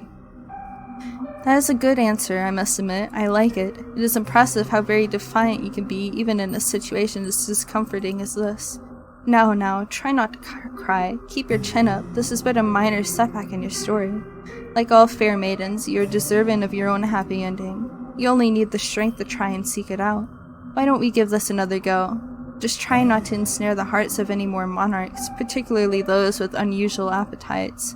You are destined for far higher purposes than being an entree, and there are vastly more enjoyable ways to be eaten in this world. Your fate is once again in your hands. Now, I wonder, which path will you take? Oh wait, it's continuing. Oh, it's... I thought that was the end, but it's continuing. I'm gonna save here. This is a save point. Now we could go to the other routes here. We go to the other routes here. But it is already almost 3 hours of stream. Time to avoid the castle LMAO. Yeah, time to... I don't have a castle choice anymore, it's gone. I just have the shore of the village. I don't have the choice anymore. Mick_55. Gigi would be sent to leaving at the Vor route. I don't think Gigi likes that kind of war. I don't think he actually likes war either. Skill issue. Skill issue. Yeah, I think I will end stream for now so I can give my voice a little bit of a break. That was a lot of reading. A lot of words. Words. Who is streaming? Oops. I just made a clip. I didn't mean to clip that. Yunako-chan. Fate just kicked you out of the castle, Fate. Yeah, Fate just kicked me out. Ow. Mate, why? Let's see. Who's live? Mackenzie? Sir Farewell? Live Kitty TV. We haven't raided Mackenzie in a while, so I think I'm gonna go ahead and raid Mackenzie. It says that she's doing art. Let me make sure she's not ending stream real quick. I'm so scared now. I'm so scared that I'm gonna accidentally come into someone's stream while they're about to end. She's about 3.5 hours in. She usually streams for like 7. I don't know about like art, but Night Mitch. Oh, perfect, Yunako. Mackenzie's actually streaming live 2D. Mackenzie's streaming live 2D. Mackenzie's very cool. They have their like moth model on right now. Yeah, we're gonna go raid Mackenzie. Oh, someone else is raiding too. I guess we're about to double raid. But yeah, thank you everyone for coming to my stream. I hope that you enjoyed my reading. My reading of the Yandere Yuri visual novel. I may play through the other routes, see, or maybe I'll just play through the game.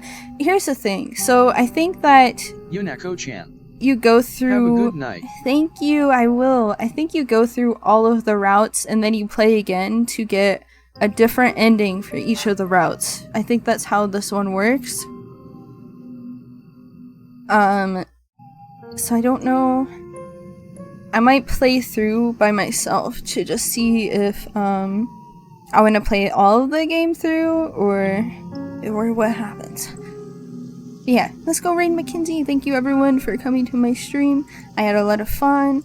I hope that you guys had a lot of fun too. and that you liked listening to me read. I hope my voice was decent enough to listen to. Yeah, let's raid Mackenzie. Make sure to use my raid message, which is Aurelia. A-U raid Ia. That's my raid message. I would put it in the chat, but I can't touch it at the moment. Actually, I will in a second. Aurelia. Kuzip. Aurelia. Aurelia. Yeah. Thank you, everyone. Thank you, thank you, thank you. Thank you, thank you.